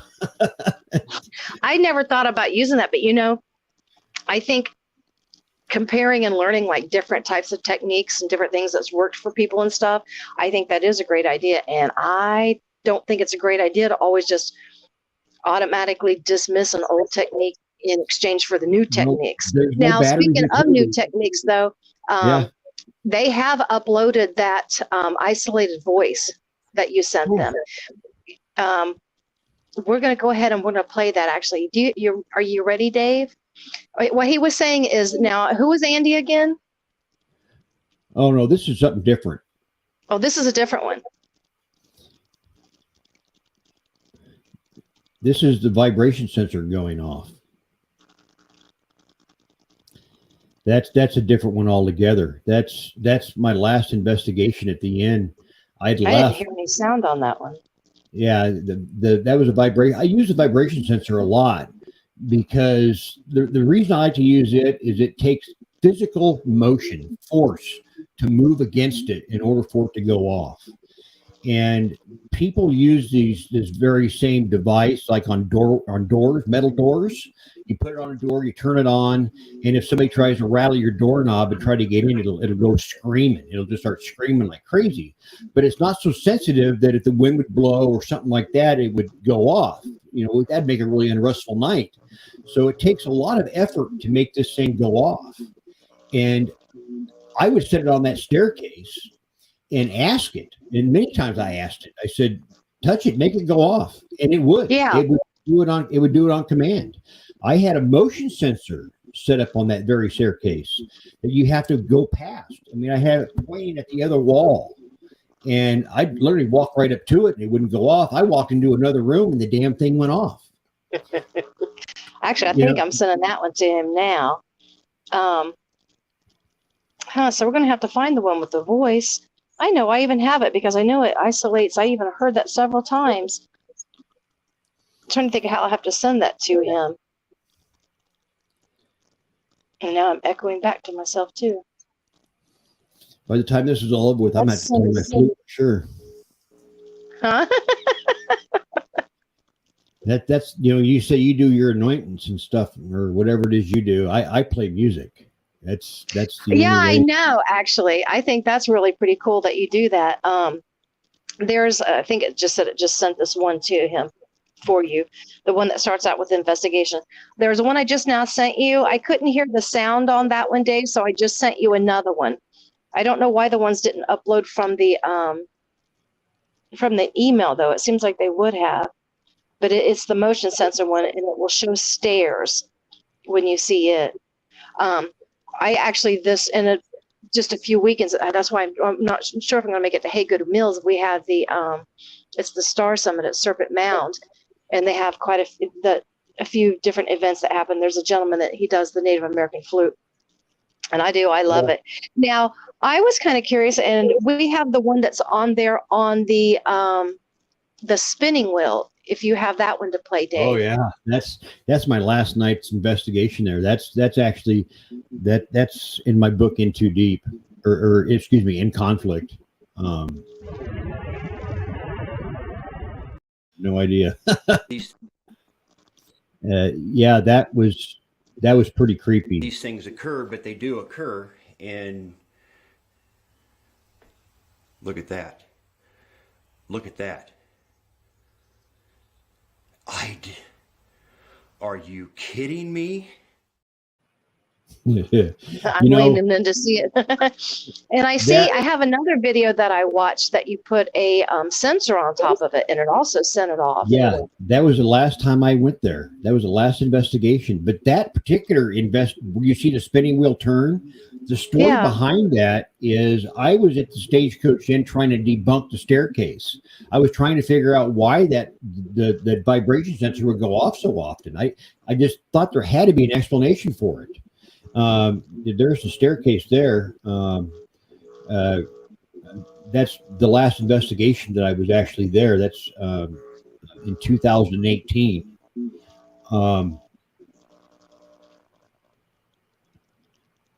So that was 2018? Yeah, that was 2018. That's when I was there for the last time. And I was talking about to the camera that I had set up that's the area that I had all the, most of the activity would occur at, is on that staircase with the vibration sensor. I don't know if it's going to play the video or not. If anything disturbs that vibration sensor, it'll go off. It has in the past. Make that device go off again.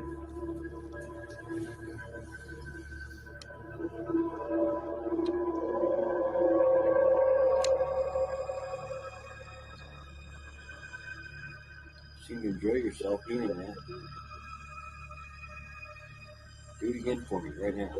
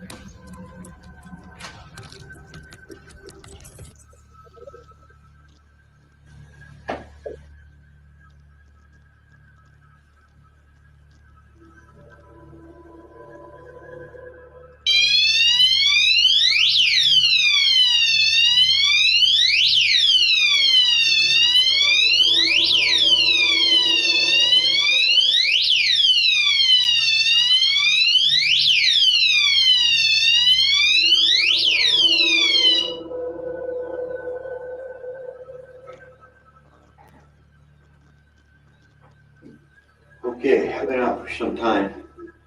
See what you got in the report. Nothing.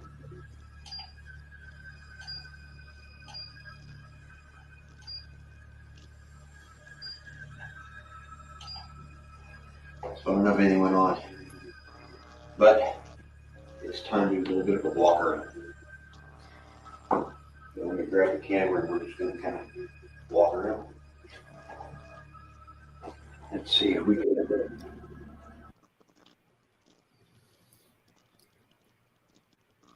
So yeah, that So at that point, you didn't realize that had went no, I off. had no idea that it had gone off until after I reviewed the video, and it was from that point on that things started going sideways. That was the last. That was in.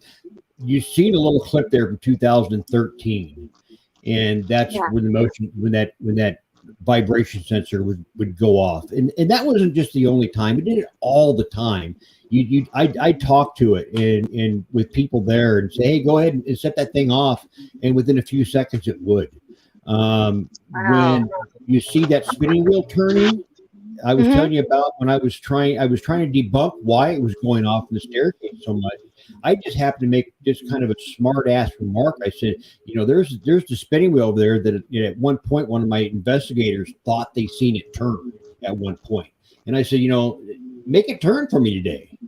And I'm just kind of walking around the inn a little bit with my camera, and I walk back over to the staircase. I just happened to pan into the classroom area, and you see that wheel. If you watch it real close, it goes backwards a little bit, and then it goes forward. Now, if you've ever watched anybody, Now, if anybody's ever used a spinning wheel, because my great grandma had one, if you've used a spinning wheel, they don't just up and do that. Yeah, These things occur, but they do occur. And look at that. Look at that. Are you kidding me? I literally had to nail my shoes to the floor. I had no idea, but you can see that wheel turn backwards a little bit first before it just bursts forward. And if you've ever watched anybody that works with a spinning wheel, that's how they do it. They pull it back and they throw it kind of forward. And it was a remarkable catch, a once in a lifetime. Probably I'll never catch anything like that again in my entire life. But that was the moment when I thought, okay, I am in, and again, way too deep. And I was in over my head. I should have walked away from that place from the very moment that my coat got pulled on. And somebody said, yeah, it was me that did it. I should have said, enough's enough. This place is haunted, and moved on. But I spent 7 years in there. Every waking moment I would be at the Stagecoach Inn. I worked in town there at a tire shop. And for my lunch breaks, I would drive out to the Stagecoach Inn. I would sit on the picnic table that was on the porch, have my lunch. I would go back to work, finish out the day, and then I go back to the Stagecoach Inn because old Brownie, as I referred to it, I had an old Bronco or Durango. All my equipment was always in there, and I would start investigating, and I would investigate till dark during the week. And then when Friday would roll around, I would investigate all night. And I did that until it was so cold that I couldn't stand it, as far as when winter would show up. And it was like a couple months ago by that I wouldn't investigate at all. But as soon as it got warm enough, and I would get permission from the Park Service to light a fire in the old wood burning stove, I was out there investigating constantly. That place had a grab on me like you wouldn't believe. I was going to ask you that. What did you think? What do you think the connection was, or the pull for you to have this drive to want to keep going back out there? Well, I think I pissed it off. I think what happened is I disturbed its world. I invaded its space so often that it began to invade mine. And then it turned into a very unhealthy relationship. When I was there, it tormented me. When I wasn't there, it tormented me. It was a back and forth all the time. I would investigate it, and then I would stop for 3 or 4 days because I was self-monitoring myself, my heartbeat, my pulse. I felt sick, and it would go on for days. I'd miss work because I couldn't work. And then all of a sudden I'd feel fine. And then I'd go, it really wasn't that bad. I don't remember how it felt. And I'd go back out there and start all over again. It was like being in a really bad relationship with somebody. You know how it's going to end, but you do it anyway. And I was going to ask about that. And that's how it was. That's just how it was all the time. It just about destroyed me and my wife. You can read about it in Too Deep, but I just about beat the hell out of a preacher. That's not me. I mean, I wouldn't do that. When that preacher So you says, did feel that you were having some sort of, or at least at some point, you did feel like maybe it was Yeah. maybe imprinting your personality. Oh, I'm sure it was. There was one group. It was called Paranormal Endeavors that came out and investigated it. It was one of the handful of people that came out to validate what I was so desperately trying to find people to validate what I was doing. And they came back a second time, and the team leader, he walks up to me and he says, Alan, he says, you've changed, man. He says, there's things going on with you. And of course, I'm on the inside looking out. And I said, dude, I'm fine. You know, everything's good with me. It wasn't. Things were not good with me. I got to the point where I finally, you know, I found out my lineage, who I was, and I made a medicine bag. And in that medicine bag, people, in fact, I have it right here. This is the medicine bag right here. Yeah, that's a very good idea that you're doing that. You know, Yeah. that's funny that you mentioned that. We had talked about that before, about some of the I don't know what you call it, lack lazy, or maybe just don't know any better approaches that some of these teams do today, that, or maybe they just, because I mean, I agree with you when we say that I don't care what we think we know, there is no way that we know what we're dealing with. I don't Absolutely care how right. much you've dealt with. I don't care if you've been scratched. I don't care, which I've had that happen. I don't care if you've been scratched. I don't care what you've seen. You really don't know what you're dealing with. I had friends that lived right from me, and I had explained to you, which we'll talk about that maybe when you come back on again, about that growling bear animal dog thing that came to my house. But my friends lived on the same road Man, right I got there. a story for you. Right. Yeah. Well, yeah. But my friends, they lived on Elk Creek Road also, but right up for me. And actually, it was named Elk Creek Road from all the elk. But now they had their bedroom over top of the garage. And they heard all these noises one night, and they were like, what the heck? Well, since it was over the garage, it still had that thing in the door where you basically used to be an attic for a garage. And there were tools. When they looked underneath, there was tools flying across the garage. And they were like major Christians at this time, that they were telling me about this prior incident that they had back in the 70s. And they had people that came over to visit. And I guess the man and the woman had went downstairs, was going to make themselves something, you know, to drink and stuff, or tea and stuff in the kitchen.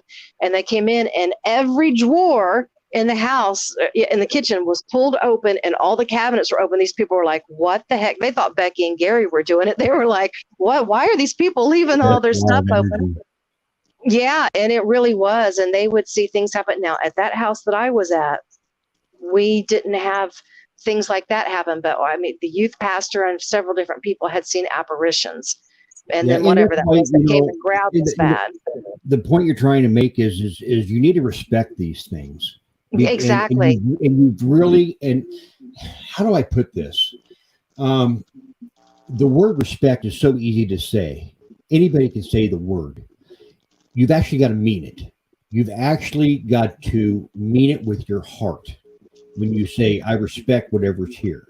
And in some cases, you got to remember that it doesn't matter if you respect it or not. It may not respect you. That's the big point right there. And you made a wise point just now. This medicine bag, people might think there's a lot of dirt and rocks and all kinds of crap in there. That, you know, I'm Native American, and obviously Native Americans, they believe in you know, the medicine circle and things of that nature. What I keep in this medicine bag would surprise you. There's things in there that bring me my medicine, my happiness, and my joy. When I'm in a situation now where I feel things are getting really intense, I take it from around my neck. I find a place where I can sit down on the floor or find a table, and I pull all these things out and I examine them. And what they are is like a little shell that's in there that me and Pam, we were down in Texas together, we found on the beach together. There's a picture of me and her in there. There's a penny. Yeah, so that's like your form of grounding. It is, and it brings happy thoughts back into me. All these little memories are in this bag. You know, there's nothing magical about it other than it's good spirit and cheer. and you can feel that positive energy of those items wash over you, and that protection and all that darkness will move away. Like I'm feeling it right now. I actually feel it moving away from you right now just by Yeah. bringing this up. And that's what people got to understand. You've really got to ground yourself, as you were just saying, and find, get a medicine bag. Don't call it silly. It's not a silly thing. No, it's Find not silly at all. mean things to you. It doesn't have to be dirt in the ground. Maybe it's a feather. Maybe it's a feather from you had a wonderful day at the park with your wife or your girlfriend or your daughter or something, and here's this little feather that comes floating down out of the sky, and you picked it up and you put it in that medicine bag. And then when you're having that Yeah. really bad day or that bad investigation, and you find that feather in there, you go and it all comes back to that beautiful And I do day. think the universe will send you, because I've seen this happen in different things too, will also send you something that you may need during an investigation without you knowing that you're going to need that investigation. Exactly. Um, Exactly. I Safety completely wise or protection and stuff like that. Now, and I am like that. A lot of, and you have a lot, you and I had mentioned it. Actually, it was in a green room after another show. And you and I had mentioned like how a lot of these things will present themselves as children. And so many Yes. people so many people automatically like, oh, it's just a child. And just, Yeah. no, it's just making you think it's just a child. Or when we were discussing where a lot of people would say, well, if you have to take my energy from me to light this cat ball Don't or what, ever it's like, say that. Don't ever do say not that. let you're like opening up yourself. You're literally giving permission to Yeah. access to yourself. And there's a You know, lot of scary things in there. there's a lot of, oh boy, there's a lot of theories out there, and there's not much wiggle room when it comes to understanding how this works. But I do believe that in some cases there could possibly be some good spiritual forms that are around us. Hmm. Mostly, it's probably angels, in my guess. I think when your grandma dies, in my opinion, and in my and all of us, we can all have our own opinions on things. That's how we should all learn from each other, is by our Yeah. own opinions. But I think when your grandma dies, she goes to heaven or wherever. But people say, well, she had so much left to do. She had so much unfinished business. You got to understand, there's dark stuff that's around us all the time. And this dark stuff recognizes you stating she had so much left to do. She had so much unfinished business. And these dark things go, aha, you know what I'm going to do? I'm going to slip in grandma's shoes. And I'm Yeah. going to make you think that it's grandma that's baking cookies, and it's grandma that's dropping the spoon on the floor, that it's grandma Yeah. that's making Grandma's messing throwing up dimes bed. all over the place. And it's not. It's this dark thing that's trying to turn you away from the light. Think about this just for a second. How many times during the week, as being investigators, during the summer months, we're out investigating, we're out talking into the darkness, talking to whatever's there, and compare that to how many times you actually talk to God. Now that is, I do think that is a way to kind of get people to understand. That's On the profound, left isn't it? hand, they'll believe in this form of supernatural, but on the right hand, they won't believe in this form of supernatural. And there's so much correlation between all the different religions. There's so much, and Oh yeah. no matter which of the You know, scrolls that you go back and look at, there's many of them. Even if we're talking about seems the funny to me. Judeo-Christian Bible, they say like as far to the left as you can look and as far to the right as you can look, there are spiritual entities. So they're out there, and Right. I mean Yeah. I think Think about this for just 1 second. How many times do you see people that they talk about the demonic or the cult or whatever, and they intensely look at you, and as soon as you talk about God, it's like, kick back, But as you soon as know you're talking about the demonic, they're right here. They want to know, what do you got to say about the demonic? I want to know. yeah, and it does go, yeah. It's like that. Nobody wants to really talk about God. They don't want to hear about God. They want to hear about the demonic. I do. I think actually a friend of mine, they own a haunted school that's here in Middletown, and he had mentioned that you know, if he pretended that there was something demonic in there, people would come in droves to the Oh school because yeah, they want to see something. He's like, I just really don't feel like there's anything like that here. But and I do think it goes both ways as far as sometimes like the belief system goes. Like when I had this entity that was coming to my home there on Elk Creek Road, and it was something else, but we don't have so time for that one. But it was something else. But I had one of the ladies, I worked in the puppet ministry, and she had previously lived in a house in Trenton Avenue, and she'd had, I mean, full on sand black. Actually, I had one at that house, but anyway, like the sand shaped apparitions and stuff. So our pastor came out and anointed their home. And when they went to move, he came and anointed the ground of the new house that they were having built. Well, she came to me because she knew of the events that I had had, and the youth pastor and his wife and somebody else that came and had told about what they'd seen. So I was helping her because I do art and stuff. So I was doing the art props and things. And she said, hey, while you and I are here alone, she said, I want to talk to you about something. She said, I'm aware of what had happened. And the guy that I was dating, his dad was like the treasurer of the church and stuff. So, you know, the elders knew what was going on, but everybody else in the basic church area did not know about what had happened. And right. she said, I am going to warn you about something. She said, you can go into church and you can stand up and say, praise God, I seen this angel and it spread itself out over my car and kept me from having a wreck. She said, but if you stand there and you say, I was driving down the road or I was in my house and I seen a demon, she says, they're going to call you crazy. So she Yeah, said, you've got to be, she said, you got to be really careful. She said, who you're around and which group of people yeah. as to who to be willing to believe about this and believe about that. And I do think a lot of it kind of is with what you're explaining, and then even with the Christian thing. Sometimes I think it's what their convictions are comfortable with believing, maybe, but I don't think a lot of people are even willing to.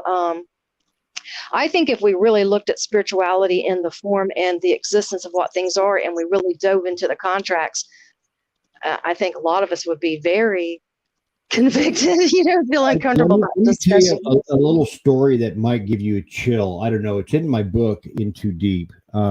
When I knew that there was something that had followed me to And then the after that, resident. I'm going to let you tell us how to get your book. And because actually he's telling us we've got just a couple minutes left, I'm going to have him, I'm going to let you tell this, and then I'm going to have you tell us how we can reach your book and Okay, get. I'll make it really quick.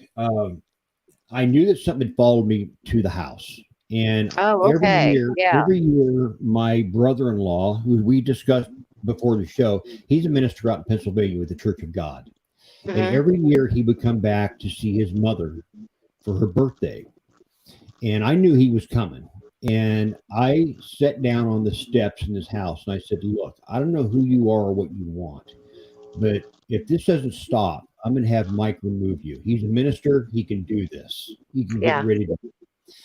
And those days went past, and Mike finally showed up he had a traveling companion. It's a long drive.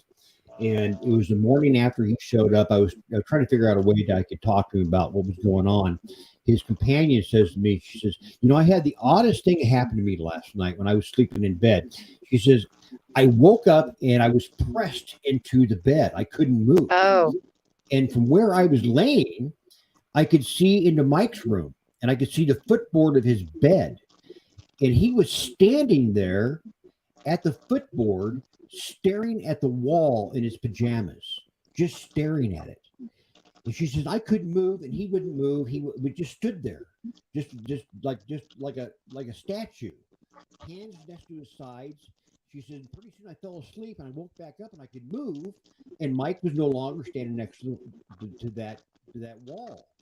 And I thought, wow, I said, okay, that's kind of cool. Okay. And I just said, oh, good enough. In my mind, right then and there, I thought, you know what? I'm not bringing Mike into this. Whatever is there was showing yes. me through her how powerful it was that he could Yeah. manipulate a minister of God in his sleep. Think about that. That's what's going on out there at the stagecoach here. I say, and that's a scary thought when you think about that too. I mean, it's very, yeah, it's actually, your sound has faded. Why am I not hearing him anymore? You guys give me a thumbs up if you can still hear Alan. I can hear Okay, Alan can hear me. I can no longer hear Alan. I was getting ready to have you start telling us where we can get your book and stuff like that before we signed off. You can't hear him either, Phoenix? I can't either. Hey, Alan, can you look to see if anything that you post has maybe turned down your sound or your volume? No, You've not hands, moved. Okay, he's back now. I'm sitting right here, and the Dave, are you bumping something, turning down Alan's sound? only thing I got here in front of you is my flute. That's it. I was gonna say, I didn't see you move at all. It went up and down a few times. The only thing I can guess is maybe Dave might have been bumping something now. Yeah, Phoenix can hear you again too. The other night, another podcast. They completely lost me for almost 15 minutes. I was gone. Uh-oh. And I was talking about the very topic. Tell our viewers how they can find your book and reach out to you and learn about your stuff. Well, there's a couple different ways. One, you can go to, I believe it's darkriverbooks.com, or you can go to darkriverpublications.com. If you go to darkriverpublications.com, both of my books are there, both In Too Deep and also In Conflict. You can get my book on Amazon, or you can reach out to my Dark River Paranormal page. Just drop me a message and I'll get in touch with you. We'll buy it by a phone, and you can purchase a book directly from me, and I can sign it and I can, personalize it for you. I've done it for several people already.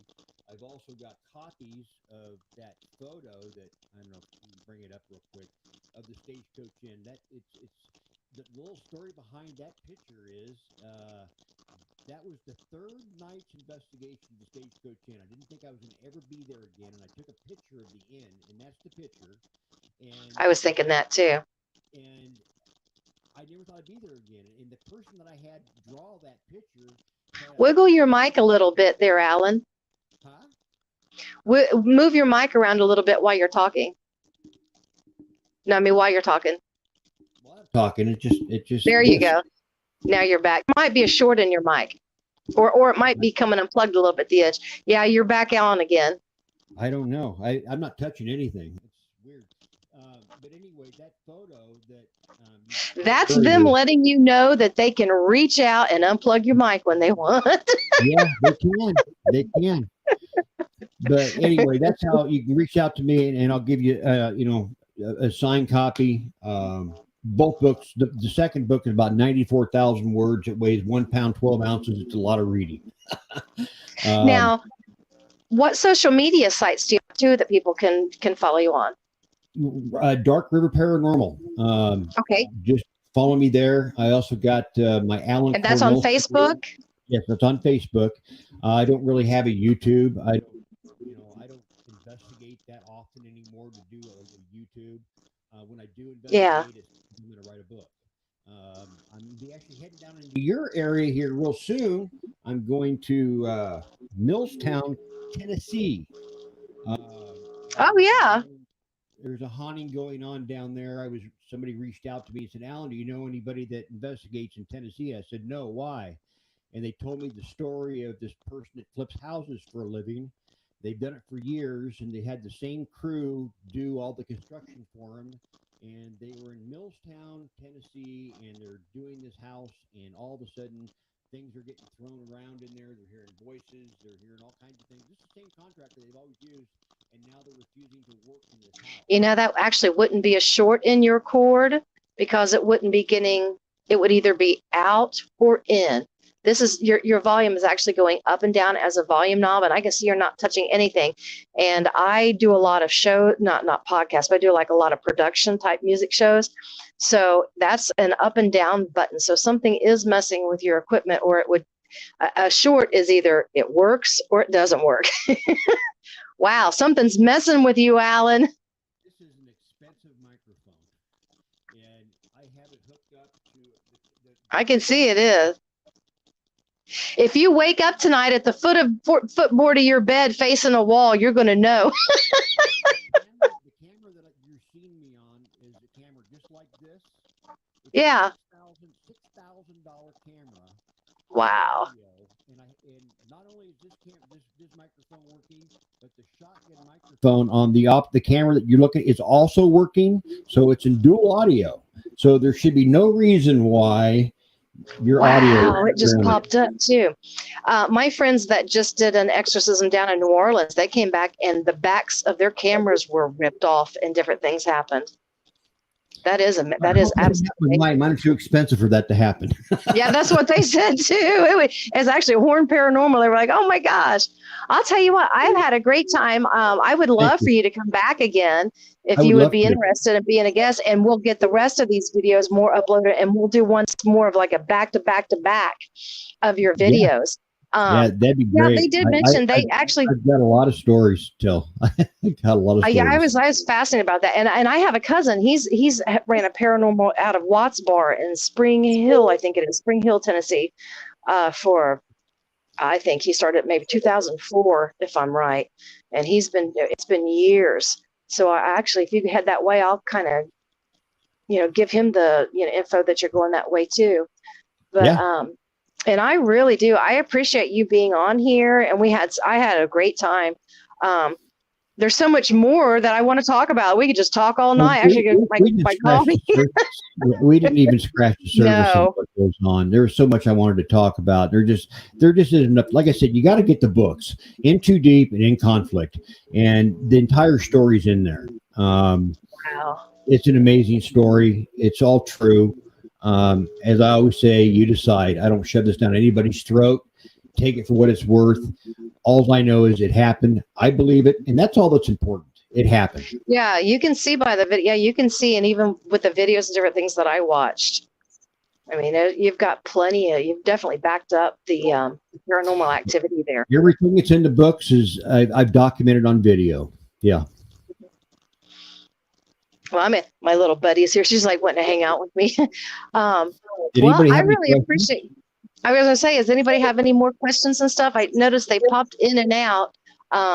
He gave me a flash. He told me, I get they have their show coming up next week, March 10th, for the Cold Case True Crime and Murder Mysteries, and it's the grandson of serial killer H.H. Holmes, which might have been Jack the Ripper and Jack the Ripper of America too. So they have him on. I might be wrong. I don't know. I'm thinking it's this Friday. It seems like it might be next Friday. You guys will have to check that. Well, it says March 10th. Duh. That's I should have. I just read the date. Yep. It'll be episode 8. Yep. March 10th, 7:30 p.m. Central Standard Time for H.H. Holmes versus Jack the Ripper. Are they one and the same? Was he in London? You will hear first accounts from Jeff Mudgett, the great-great-grandson of H.H. Holmes, who was born Herbert Webster Mudgett. So mark your calendars for that. Yeah, that'll be fascinating. That would be, yeah. You talk about a piece of ground that's probably got some some activity on it. It probably does have immense activity on it. I would like to have you back on again. I would love to come back. Okay, cool. Let's plan that. We like I said, we've just scratched the surface of what is going on out there at Stagecoach Inn. What are we hearing out there? Is it a grandfather clock? Yeah, it's my dad's clock. It was passed on to me when he retired from Western Electric. I have a ton of. I like the old chime clocks. I have them all over. I've got a bunch. Well, you can't see them because they're on the other side of the wall. And I have my right behind the camera sets is my glass case of my own haunted collection of things so I'll talk about sometime. If you'd like, I got stuff a camera that's in this case that was in the Philippines during World War II, and it has some pretty graphic pictures attached to it. And the lady that gave it to me was convinced that it was ghosts of those people that were dead in those pictures that were haunting her house. And so, yeah.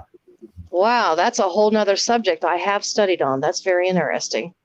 There's so much, and you know what? And even if we learned everything there is to learn, then there'd be a mountain that much bigger of what we still haven't realized that we don't know. And I just the more technology we get, the more we realize that wow, there's more we didn't know. Yeah, and we'll never really know it. I don't know it all, and I don't claim to know it all. I never will. As I've said so many times in the past, I'm going to say it one more time. We as investigators have got to come together, and we've got to share each other's ideas and opinions. And just because we have a different opinion, it doesn't always go with the flow of things. It doesn't need to be disregarded, because when we I do agree that, in that. we look so silly to those that don't understand the paranormal. They think, well, how do we know this stuff's true when these people that study it can't even agree on anything? And so what Yeah, you're happens right. is that mountain that we're climbing, in that summit, it gets steeper and the summit gets further away. And so we're Yeah. just fighting against ourselves. And that's where I'll leave it. I think the facts and the science and the accomplishment of it, just learning the facts, um, establishing the reality, searching and getting through the science of it and everything else, that needs to be more important than anything else out there. And It more does. than the theatrics and everything else is just because I mean, we're all here. We're all, we've all been born, most likely, we're all going to die or, something's going to happen. So we all want to know that question, you know, what Yeah. is reality? What is real? What happens? And I mean, it's almost like it's the most fundamental question that there is out there. We need to get along and answer that question or Yeah. try. And when it comes down to the end of the day, in all honesty, it comes down to faith. I do. Yeah, I do. That's at this point. Yeah, that is what we have because we don't have we don't have a genuine knowledge of what it is that's going on here. And I've got different scenarios that I think. Then sometimes you learn something new that's like, well, I'm not so sure that was right. You find out all this other stuff. Well, it Right. is just became 11 o'clock. And so we've actually went 15 minutes over. Sorry And I about do want that. to have you back again. No, that's okay. We had a break in the middle of it, but I want to have you back again. Sure. And hopefully we'll see you soon. And for anybody that wants to know again, give us the name of your books. And it's Alan Corneliuson. And it was the Moorhead Stagecoach Inn in Ida Grove, Iowa that he had studied. And okay, right there, he popped it up. And his book is In Too Deep and In Conflict. And I want to thank Alan for being here with us tonight. And I want to thank Skydoor Entertainment for hosting us. And I want to thank all of you guest viewers for coming and enjoying enjoying this with us and participating, because none of this would really, none of it really, well, we could still sit and talk forever, even if you guys wasn't paying attention usually, but you guys make the show. It doesn't exist without you guys. And I hope that everybody has a wonderful and a blessed weekend or week, and we'll see you and weekend. And I'll see you again next week.